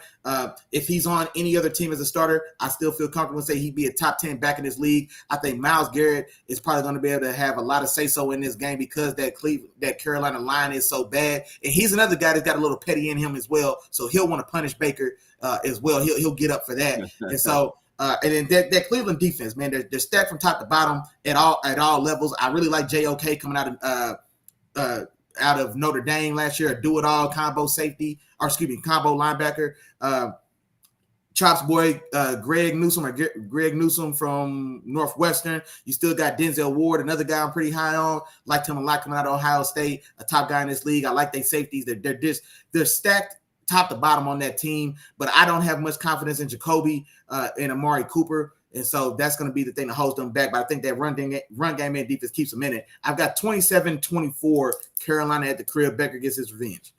Gotcha. And more to what you said, Willie Jack, that was my main or my final point in this game as far as trying to figure out who's going to win it. And it was Jacoby Brissett, man. I watched Jacoby Brissett, you know what I'm saying, come in and playing on a Colts team who had all the pieces in place, you know what I'm saying? And I watched him pretty much make that at least a 500 team, turn them into a team that was under 500, you know what I'm saying? And then he goes into this particular season. I don't think it's going to be anything different, you know what I'm saying? So I just don't have much faith in that, and you have to have QB play. You have to be more than just one-dimensional on offense, even though I think Chubb is good enough. Chubb and Hunt together are good enough to take over games, you know what I'm saying, for sure. Mm-hmm. But I don't know if it gets done against this particular Panthers team who does have a good defense. And on the other side of the ball, man, C-Mac is back. You know what I'm saying? That's just what it is. I do think he'll have have a healthy season this year. I think it's due. I think it's time. You know what I'm saying? I'm rooting for him. I'm also rooting for my boy too. We'll talk about him a little bit later. But I got the Panthers winning this game and an ugly one as well. My final score is 22-16, man. So I got Panthers over Browns. 22-16 is my final score. All right. 22-16. All right.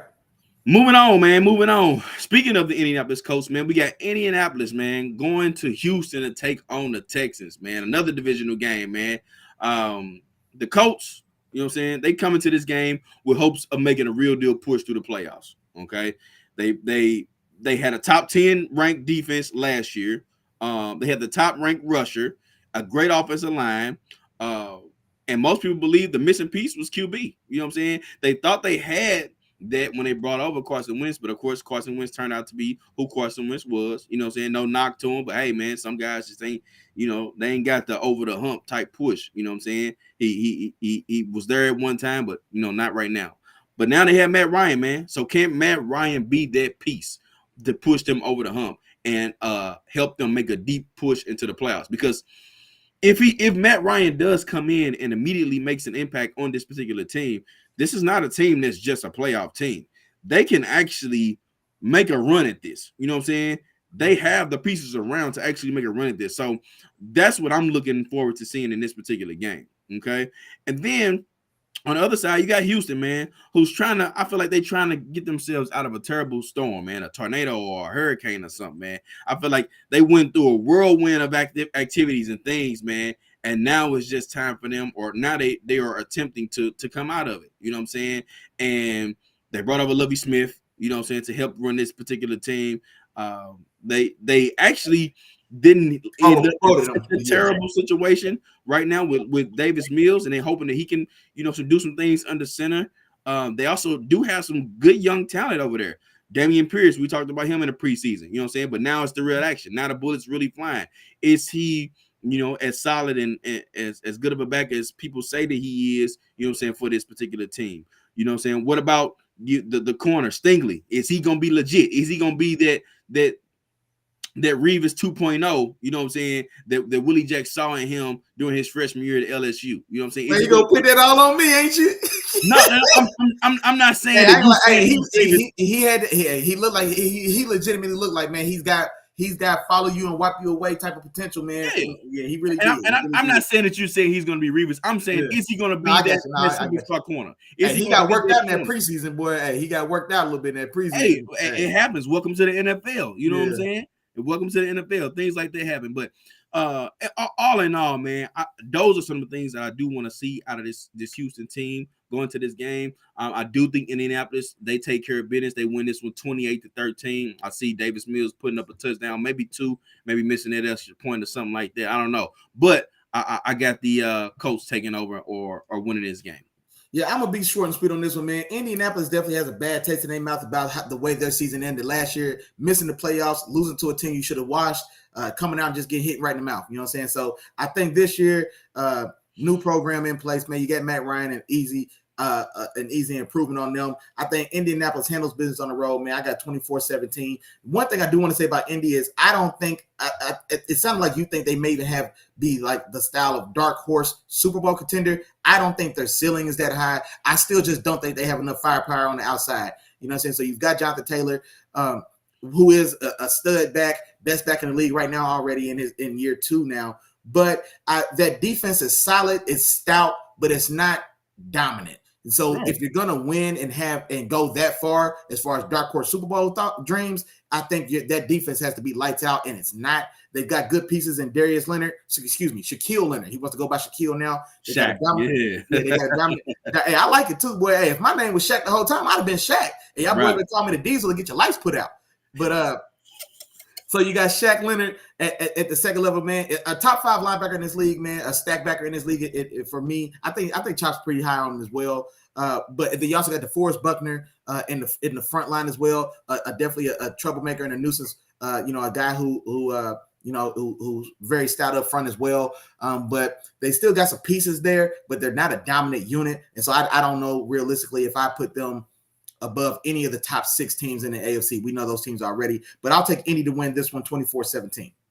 Got you. And a couple comments, man. I'll touch on them really quick. We had Jarrell come in, man. He said the coach automatically upgraded when they got Matt Ryan. They could be scary if it all gels early. I believe so. I don't know. I wouldn't necessarily say scary because I wouldn't say that they're a scary team, but I do think they can make a real push. You know what I'm saying? They have all the pieces in place to make a real push. We've seen teams in the playoffs, you know what I'm saying, ride their running backs. You know what I'm saying? And Tennessee was one of those teams. They rolled Derrick Henry till the wheels fell off, you know what I'm saying, a couple years ago, and they made a deeper push than some teams thought that they could make.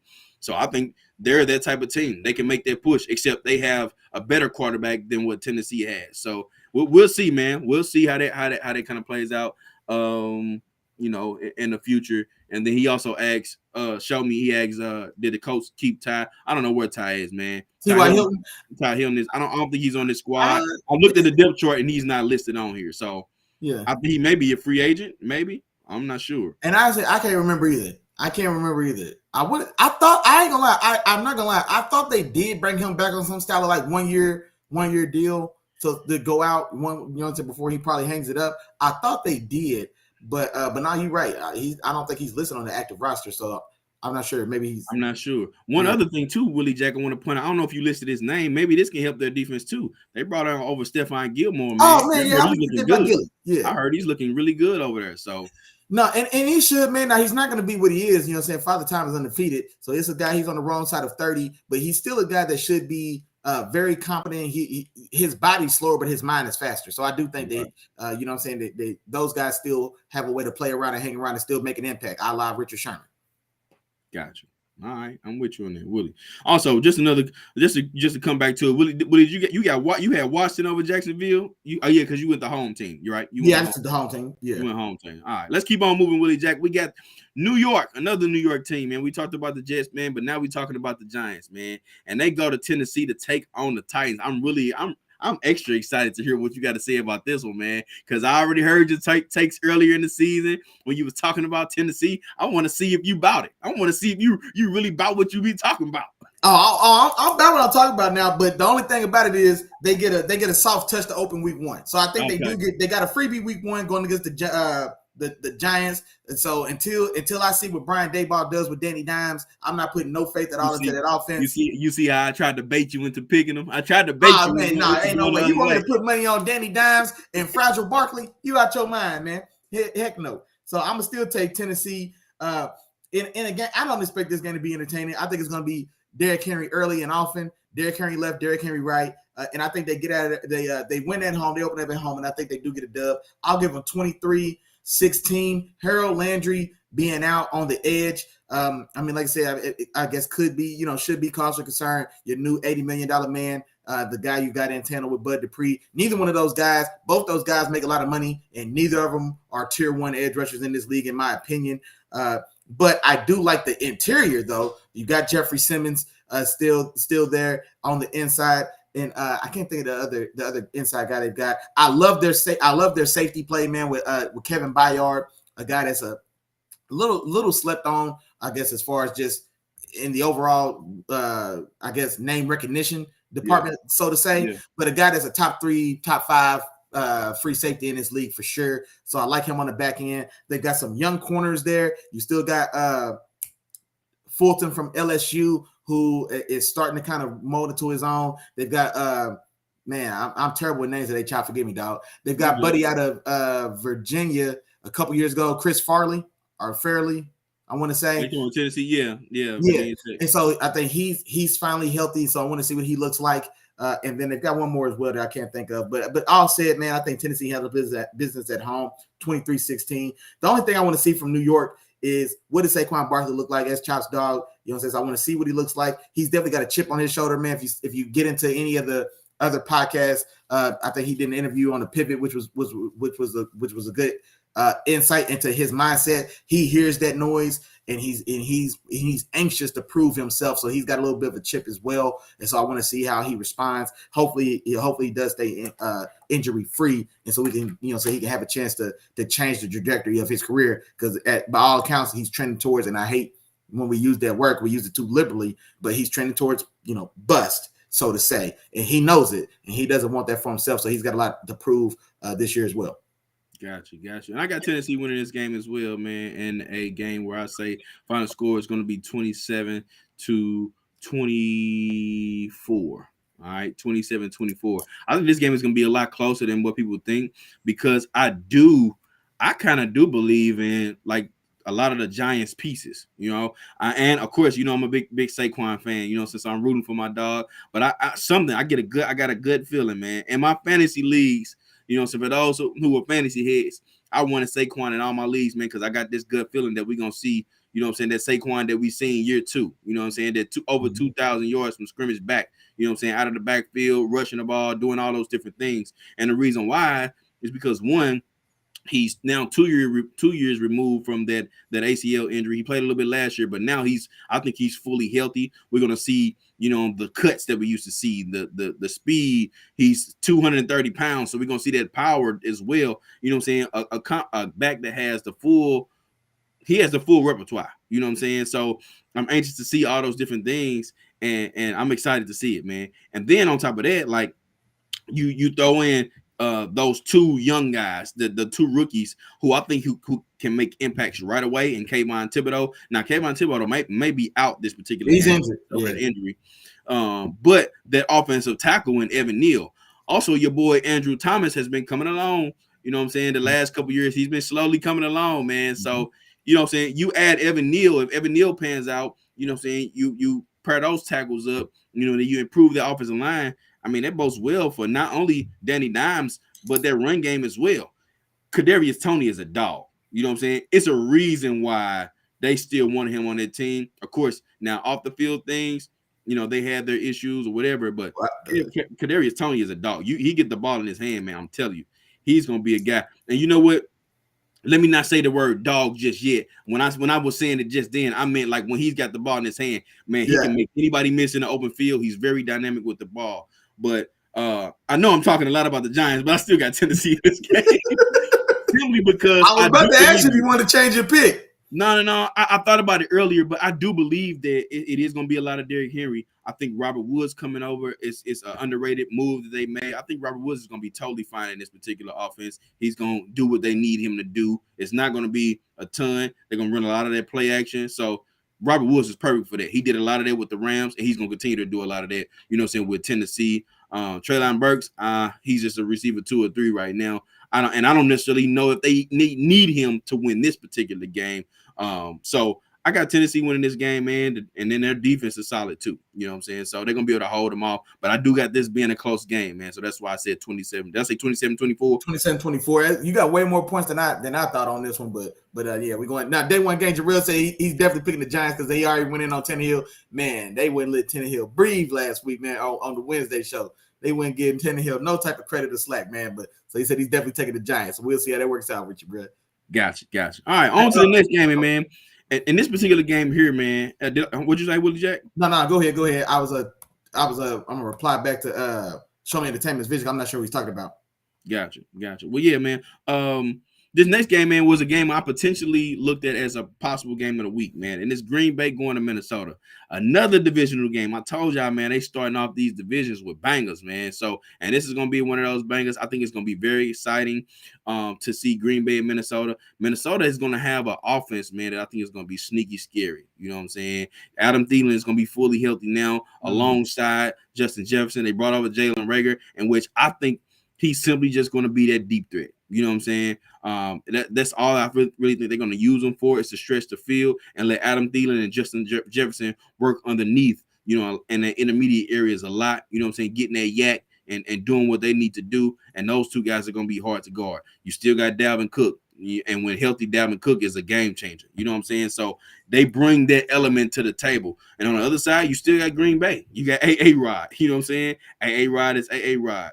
Now, this particular time, he doesn't have his number one guy in Devontae Adams, but he has those two running backs. He has that pretty good offensive line. He's going to get his guy back at left tackle, protecting him. You know what I'm saying? So they're going to have some things in place.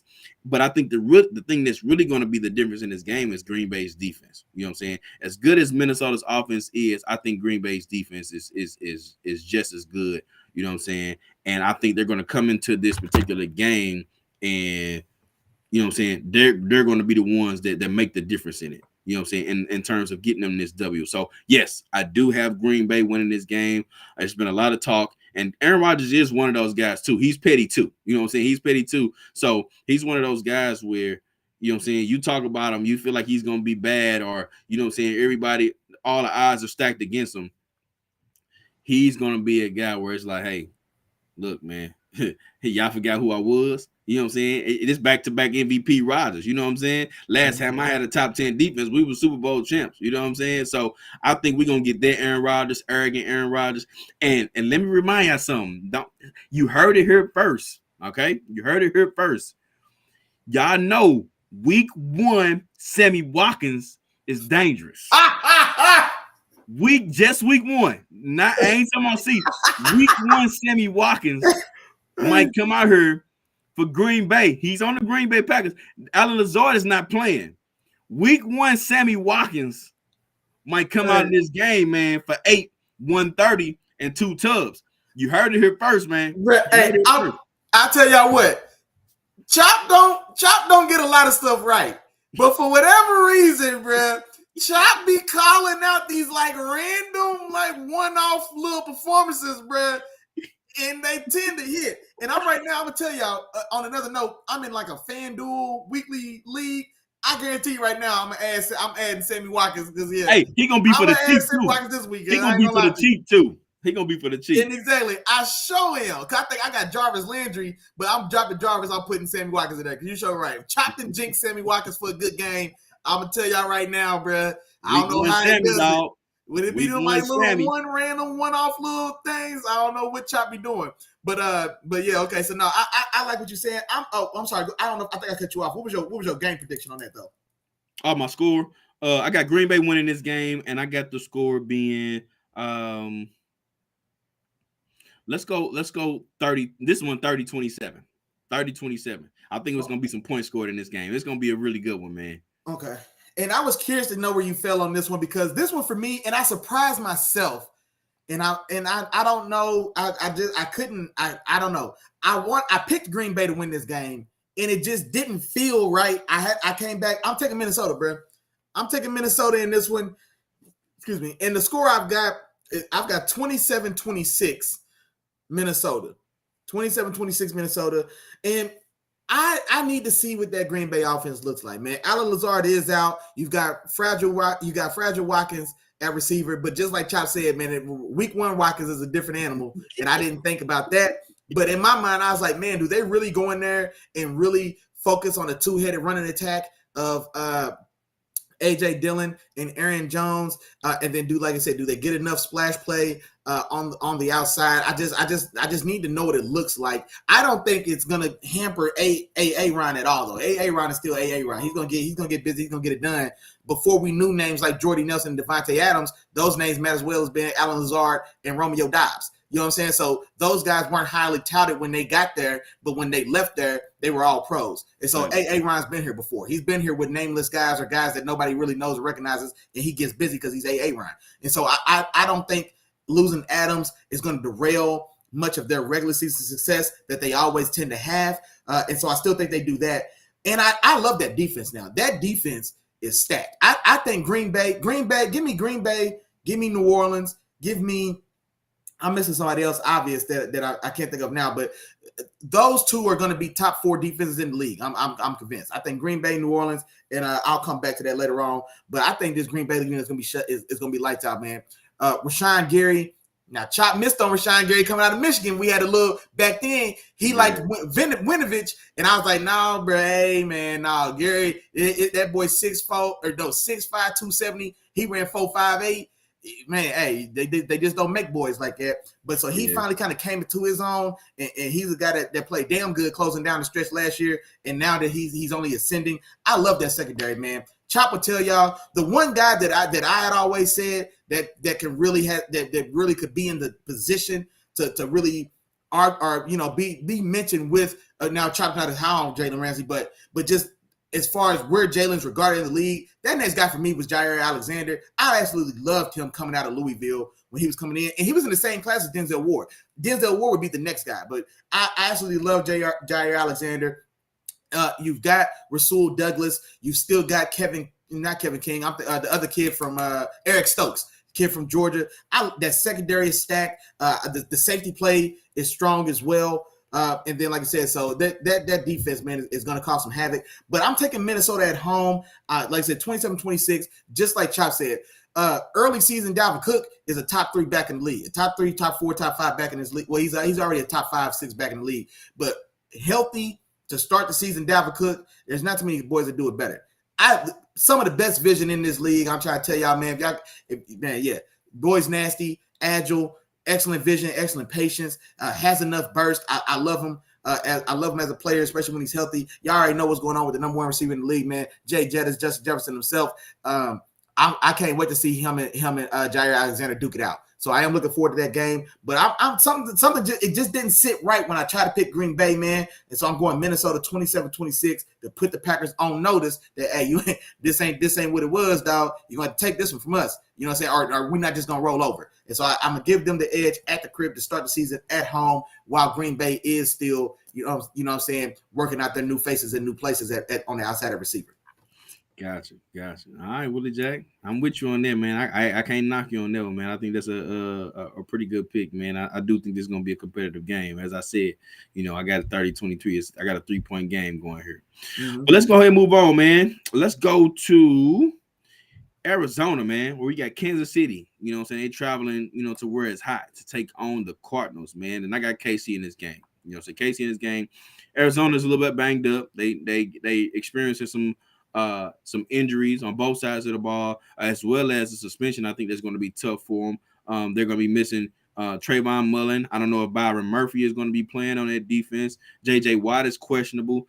So they got a lot of guys that are on that list, man, that may or may not be hitting the field. Now, they still got their best safety and Budda Baker, you know what I'm saying? So he's going to come. He's going to make an impact. He's going to be all over the field, as always. But they still got a lot of guys out. And on the offensive side of the ball, of course, we already know they'll be without DeAndre Hopkins, for 6 games, and Rondale Moore is going to be out as well. So the Arizona, they're lacking depth as of right now, because of all of the injuries they have.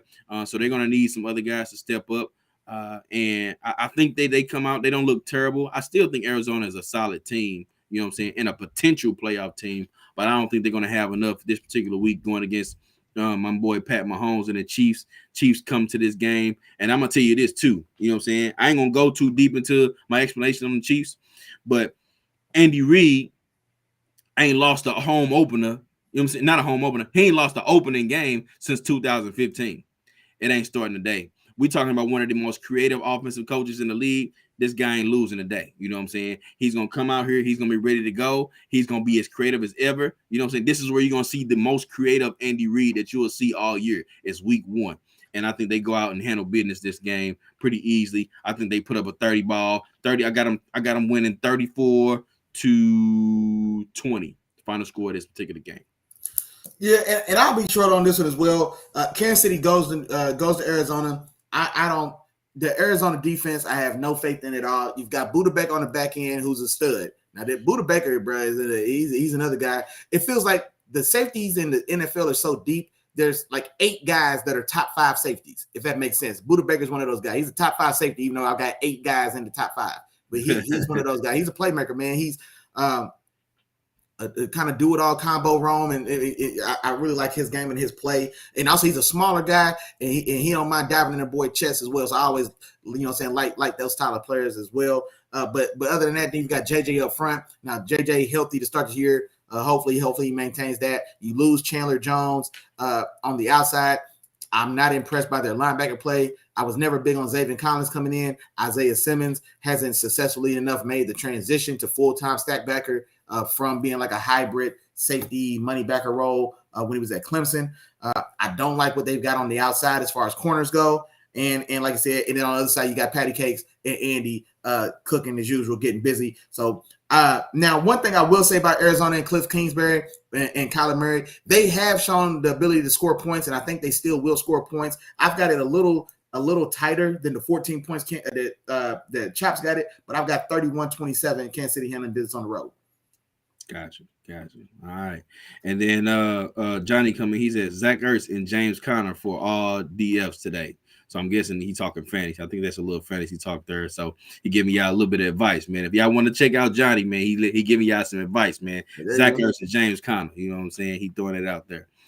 On to Sunday night, man. Let's go to the Sunday night game. And if I'm not mistaken, this is a repeat of the opening game last year between these two teams, man. And we got Tampa Bay going to Dallas. All right.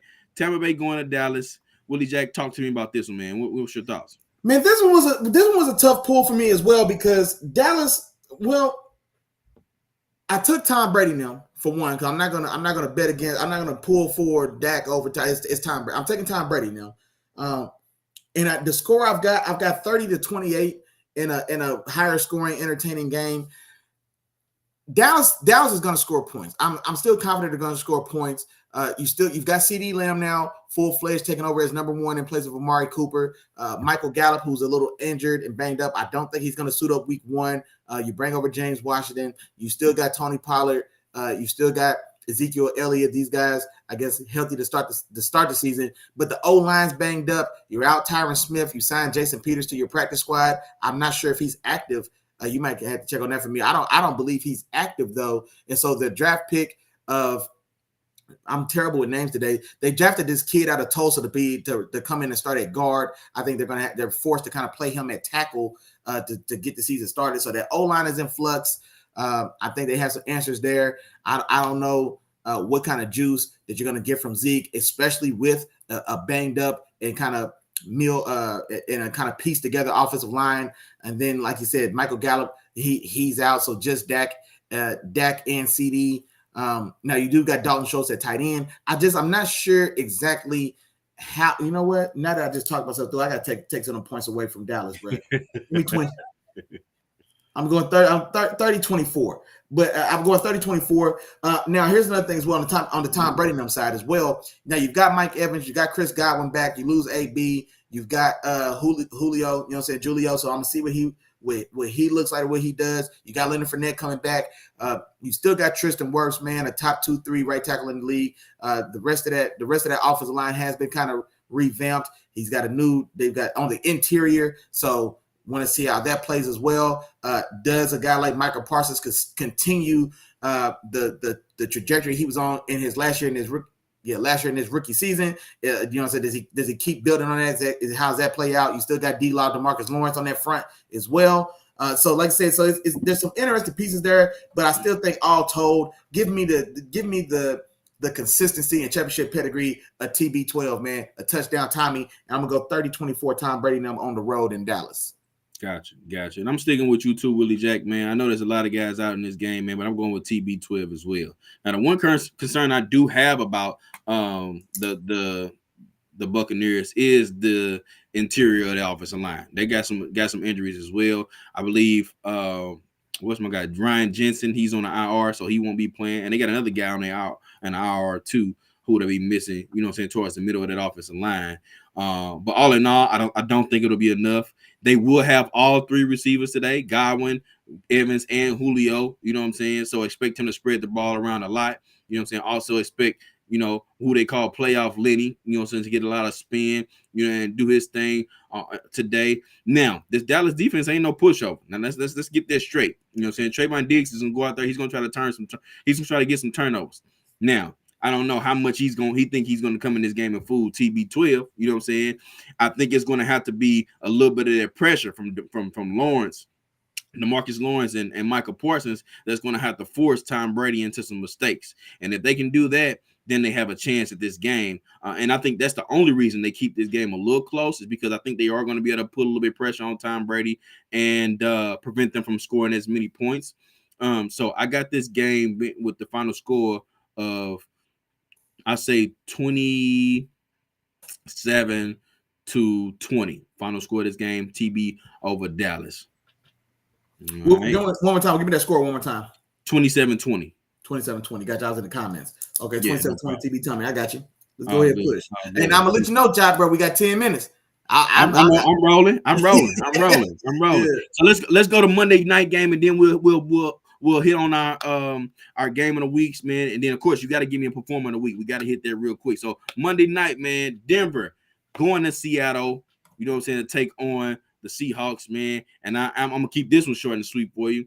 I think it's gonna get it real ugly. Russell Wilson coming back with those weapons, you know what I'm saying, with those running backs, you know what I'm saying, with that particular defense, man. It's gonna be a long day for Seattle, man. And I feel sorry because it's gonna be in Seattle. You know what I'm saying? Now I want to see what it's gonna be like. You know what I'm saying? When Russell Wilson hits the field, are they going to show him some love or are they going to boo him, man? I hope they don't boo him because Russell Wilson gave them some wonderful years, man. They just didn't get that boy everything else that he needed, you know what I'm saying, to run it back, to get him another championship. So, man, it's going to get real ugly. I think they come out there, they show out. I want to see who's going to be his number one target. Is it going to be Judy? Is it going to be Sutton? Who's going to emerge as that? But I got Russell Wilson them winning this game 45. They're putting up a 45 burger on Seattle, 45-13. They win this game. Ooh, wee. Yeah, they busted their heads. It's gonna get ugly for Seattle, man. Ooh, wee. Hey, I hope they bust their head like that. That mean my dog Danger Russ went in there and got busy. But I'm not gonna lie, man. I'm obviously taking Denver. Russell Wilson goes home and smacks his former team around. But for some reason, man, and I don't know if it's the hangover of Teddy can't break water last year. But remember last year we was counting. It was a running joke in the group. Denver can't score more than 24 points. And for whatever reason, I had to score 24-13 Denver. Bro. I had to score 24-13 Denver. It ain't going down like that, Willie Jack. Yeah, man. But no, I definitely do think that Denver, Russell Wilson goes home, man. He gets a look across, a smile across at Pete Carroll and shows him everything. It reminds him quickly of what he's missing. It's going to be ugly offensively, I would imagine, for Seattle. No matter who's tried out there, Geno Smith, Drew Lock, ain't gonna matter. I do want to see what Kenneth Walker III looks like, running back out of Michigan State. They do draft, which arguably was the best offensive tackle in this class, arguably, in Charles Cross to come in and solidify that left side. I like that draft on the line. I like Charles Cross at left tackle. I like the other kid. I want to say Abraham Lucas out of Washington State. I want to say as the other tackle. Young guys, and so there'll be some growing pains, but I think they've got a nice bookend tandem to grow and develop together. And so, that line should hopefully solidify. You still got good weapons outside. You still got DK, you still got Tyler Lockett. You just don't have nobody throwing the ball. And you know what I mean? So like I said, all told, if Seattle scores, I almost had 24-9. If they score a touchdown. Because honestly, I just don't have no faith in what they're going to be able to do offensively. But I'm going to give them at least one touchdown between the combination of DK and Tyler Lockett, making something happen. Make both of those guys can if they get in the open field, they can take it the distance. Both of those guys are able to shake and bake in the open field if you're Tyler Lockett, or just run straight through boys' chest if you DK Metcalf and still get a score. Like I said, I do like Kenneth Walker coming out of Michigan State. You still brought back Rashad Penny, who finally kind of hit his stride toward the second half of last year. Unfortunately, Chris Carson, man, his career came to an end with an unfortunate condition, man, which is a sad story for him, man. But so they've still got they've got some weapons, so to say, offensively, but just you ain't got no trigger, man. So give me 24-13 Denver in Denver's revenge game. Facts. All right, man. So let's move on to these games of the week, Willie Jack. You want to hit us off, man? You want to start us off, man? Man. I'll go ahead and start it off, man. So my game of the week this week is going to be the Las Vegas Raiders traveling to the great state of LA and traveling to the Los Angeles Chargers in what should be a very entertaining game by my estimation, man. So I think this is one that the points come in bunches for both teams. I went back and forth on this, but I think to open the season and to be at home, the Raiders still do have a new coaching system, a new way, a new hierarchy as far as the weapons going. Devontae's coming in; he's that unquestionable number one right now. You got a happily and newly paid Darren Waller, who still is coming back from a little bit of a bounce back year himself. He was a little banged up and dealing with some stuff last year. You still got you still got Hunter Renfrow there getting busy in the slot. But I still, like I said, it's still a new system and still new things in place. That stuff still has to kind of play itself out. And meanwhile, you've got a very hungry, I would think, Chargers team coming back. You've got Justin Herbert, a guy that's one of the guys at the forefront of this new era of quarterback. You've got Derwin James cashing big checks, setting the market at safety. You've still got stalwarts and Keenan Allen and Mike Williams. They've got all that loaded defense for all the offseason additions. You've got Khalil Mack. You got J.C. Jackson. You pair those guys with Joey Bosa, with Derwin James, with Asante Samuel Jr. That's who I couldn't think of Wednesday, chat. With Asante Samuel Jr., man. So a young guy that looked to be he's going to be a key component of that defense as well. You still got Nasir Adderley as well. I like Nasir Adderley a lot, but he's coming out of Delaware. He's a little under radar safety, but I did like him when he was coming in. So all told, man, I'm taking the home team 35-31, and I think this one's going to be a very, very entertaining game. I think both teams touch 30, and like I said, I think it goes down more or less to the wire. I think this game is competitive all the way through, and I think the home team finishes it out 35-31. Gotcha. And I'm with you on that. And two, I'm gonna touch Johnny real quick. He said, "Is the new NFL trend get your QB his favorite college receiver?" Hey, it's tending that way. You got Joe Burrow with Chase. You know what I'm saying? You got Tua with Waddle. You know what I'm saying? Adams with Carr. You know what I'm saying? It's another one out there too, man. I can't think of it off the top of my head. But yeah, man, we got these starting quarterbacks, man, getting their college guy, man. They going crazy. So we'll see.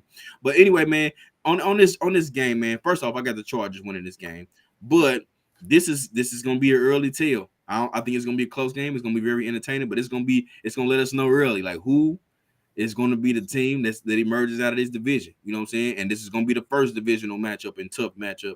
You know what I'm saying? For each of these teams, they're going to come out. It's a dogfight. Both of them got things to prove, and I just want to see how it pans out. You know what I'm saying? I think everybody that's supposed to have a good game in this game are going to have good games. I see Justin Herbert coming to do his thing. I think Adams, Waller, and Renfrow are going to have an impact on this game. I think everybody, you know what I'm saying? So who's going to come away with it? And right now, I think that after looking at it, I think the Chargers have the edge simply because you got some guys that can get out to their quarterback on both ends. You know what I'm saying? You got, put top 5 potential at DNs on both sides. You know what I'm saying? At Joey Bosa and Khalil Mack, and they're going to be coming, man. They're going to be coming. And then you got some guys that can get them turnovers on the back end. So I got the Chargers winning this game, and I'm going to go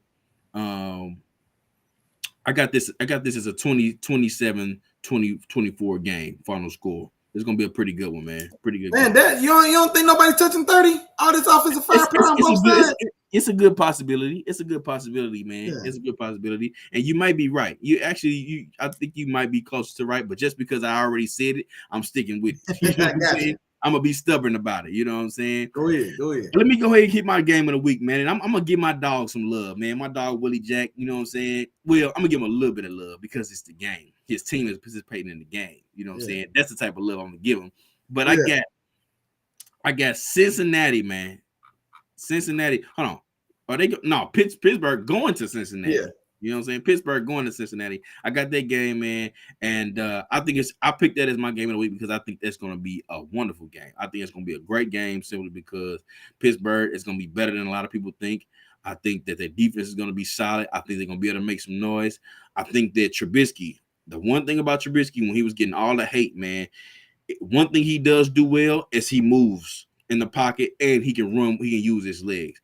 That is so valuable in the NFL, you know what I'm saying, when everybody's covered and the play breaks down and you can go get a first down with your legs. That is the dagger in a defense's heart, man. And I think Trubisky is fully capable of that. You know the team gonna be ready because Mike T got them ready. He already got the Nikes. We talked about that earlier, man. So these guys are ready. But Cincinnati is gonna be too much. I'm sorry to say, Cincinnati is gonna be a little bit too much, man. They got too many weapons. I think their defense is solid. They're an average defense, but I think it's gonna be good enough because the weapons for the Cincinnati on their offense is gonna be too much for this particular team. So I got Cincinnati winning this one. They coming out to show everybody that they belong here. You know what I'm saying? And that the last year's Super Bowl, us getting to the Super Bowl wasn't a fluke. So I got them winning this game with a final score of 30-20. Okay. I'm in the comments real quick. You good? Said 30-20. Cincinnati. Yeah, 30-20. Yes, sir. Okay, and so yeah, for me, man. Now, as y'all know, man, it ain't hard to tell. I am a Pittsburgh Steelers fanatic, man. So that is the home squad, man. It's big gang over here anyway. So I'm riding with my squad, man. Mike T was passing out black Nikes, man. We want all the smoke today, man. We ain't come to do no talking, man. We came out there and go see what the boy Chin talk about. You feel me? So with that being said, man, as we wrap this thing up, because we got 5 minutes, Chop, and I'm gonna see every snap of this game. So I hate that to do it to you, big dog. But give me my guys going on the road, man, handling business. Now, if we win this game, man, and much like Chop said, it's going to be hard for me to pick against them Steelers, bro. I ain't going to lie to you. I mean, I'm not completely delusional, but it's going to be hard for me to pick against my team, man. And realistically, I think we do have a shot in this game because of our defense can be supremely pretty stout. I took my team 24-23 because if we win this game, that's how it gets done. The hope I have for this game now, that Bengals offensive line, it got revamped. And so on paper, it's 3,000% better. But that's on paper. We play these games on Sunday, though. We play these games in grass. You know what I'm saying? We don't play this game on paper. And so until we see those new pieces come in and have success and be successful, in my mind, Big Play TJ and Killer Cam can go crazy. You know what I'm saying? So especially on that interior, if Cam Hayward is able to abuse the interior of the offensive line like he's capable of doing, it could be a very long and difficult day for Joe Burrow. Now, Joe Burrow has shown the tenacity and the perseverance. He took 10 sacks in Tennessee and still got a dub. You know what I'm saying? And still carried on and went to a Super Bowl. So he has shown that he can stand up to that pressure and he'll stare down the barrel. He'll get it out to Jamar Chase 30 yards up the field, and he'll take a shot in the mouth to do it. So shout out to Joe Beasley for that. But I'm hoping, like I said, that my guys can make it difficult enough on him and get enough pressure. TJ maybe getting a strip sack on one of his sacks. I expect him to have at least one today. Maybe one of those turns to a turnover for us as well. So everything for us will have to go well. My offensive line is just as bad or porous as Cincinnati's was last year. I don't have any faith in that. And so that is troubling. So I do expect us to lean heavy on Najee Harris early and often. Just like Chop said, though, man, I really do think we have an improvement at the quarterback position. I'm not talking about 2012 Big Ben with the triple Bs, man. I'm talking about for the guy we had last year that couldn't move 2 steps to the left or 2 steps to the right with an offensive line that was springing leaks like a leaky boat. So having Trubisky, having that mobility, being able to get out by himself sometime and then create and maybe take off when the opportunity presents itself. So a lot of things have to go right for us to win this one. But I think it's possible, and I think we're capable to do it. And so I'm taking my guys, man, 24-23 in a dogfight, man. Type of game that goes down to the wire. It's 7 seconds left. And Big Leg Boswell, man, has to drill one from about 47, so we can still one in Cincinnati to end the game, man. So that's how I see it playing out. Gotcha. All right, Willie Jack. I ain't hold mad on, man. Hold on. Who said no sacks for Wild? Boy, you crazy as hell. You just heard me. At least one. You talking about the best defensive player in football, boy? At least one. I tell you what, you won't be 4 quarters into the game and wonder if he played. Because I didn't know if Aaron Donald played Thursday. But I'm gonna let Chop live. But he had a sack though, just so you know, just in case you forgot that one. But anyway, man, because it wasn't a lot going on. It wouldn't. But anyway, my performer of the week, man. My performer of the week this week, man. I'm giving it to Lamar Jackson, man. I'm sensing 300 yards passing, 3 touchdowns, 100 yards on the ground with a touchdown on the ground. You know what I'm saying? And actually, I might even give him 4 tubs. Give him 4 tubs. He pissed off because 4 passing tubs and a touchdown on the ground. You know what I'm saying? He pissed off. They ain't giving him 4 passing and a rushing? Yeah, 4 pass. I got him scoring 40 points, Willie Jack. You know what I'm saying? So the points got to come from somewhere. I think Marcus Peters might get him a pick 6 or a fumble recovery for a tub or something like that. I don't know. We'll see how that falls. But hey, that's what I'm going with, man. Today, Lamar Jackson is finna go crazy. He let them know, hey, y'all should have paid me. Y'all should have gave me my bread, man. Who is yours? Give me your performer of the week, Willie Jack, and then go ahead and wrap us up while you at it, man. Performer of the week for me, man. You know what? I ain't gonna go no further than where I just was, man. I'm gonna double down on big play TJ. TJ goes for 2 sacks today, and 2 sacks, and he's going to be integral in forcing a turnover. I don't know if it's going to be a pass he tips that gets picked by somebody else. I don't know if one of his sacks is going to be a strip sack, or I don't know if he pulls a ball out of Joe Mixon's soft-ass hands and gets a fumble that way. But TJ Watt's going for 2 sacks, and he's going to play a part in at least one turnover today as well, man. And we're going to take them boys' heart here in about 3 minutes. Gotcha. All right. And last but not least, man, Willie Jack, before you wrap us up, last but not least, man, the chat is open. The chat is open. Feel free to chat in the day. The game's going to be going on. We want to know what y'all think, what your thoughts are, what's happening in the games. The chat is open, man, open on Facebook. So be sure to go in there, talk to us. We talk back. Willie Jack, bring us home, dog. Hey, there you have it. There it is, man. The very first week 1 of this new season, man. Chop Willie in the morning, man. Brought to you by your dogs that let the film speak. Brought to you by the 3 Amigos. Like, share, subscribe my stuff. And brought to you by these hands. I keep telling y'all, you're going to ring the bell and get your bell rung, man. We over on YouTube now, man. We appreciate everybody coming through, hollering at the new crib. You know what I'm saying? Everybody come in and get yourself real comfortable, man. It's Sunday. It's 12 o'clock. It means everybody got something to do. Everybody sit down, relax, get you an adult beverage. Tell your wife and the kids to go find something to do because you ain't got nothing to talk about till about 9:30 tonight, man. Everybody have fun, be safe, enjoy yourselves. Week 1 in the books. Peace.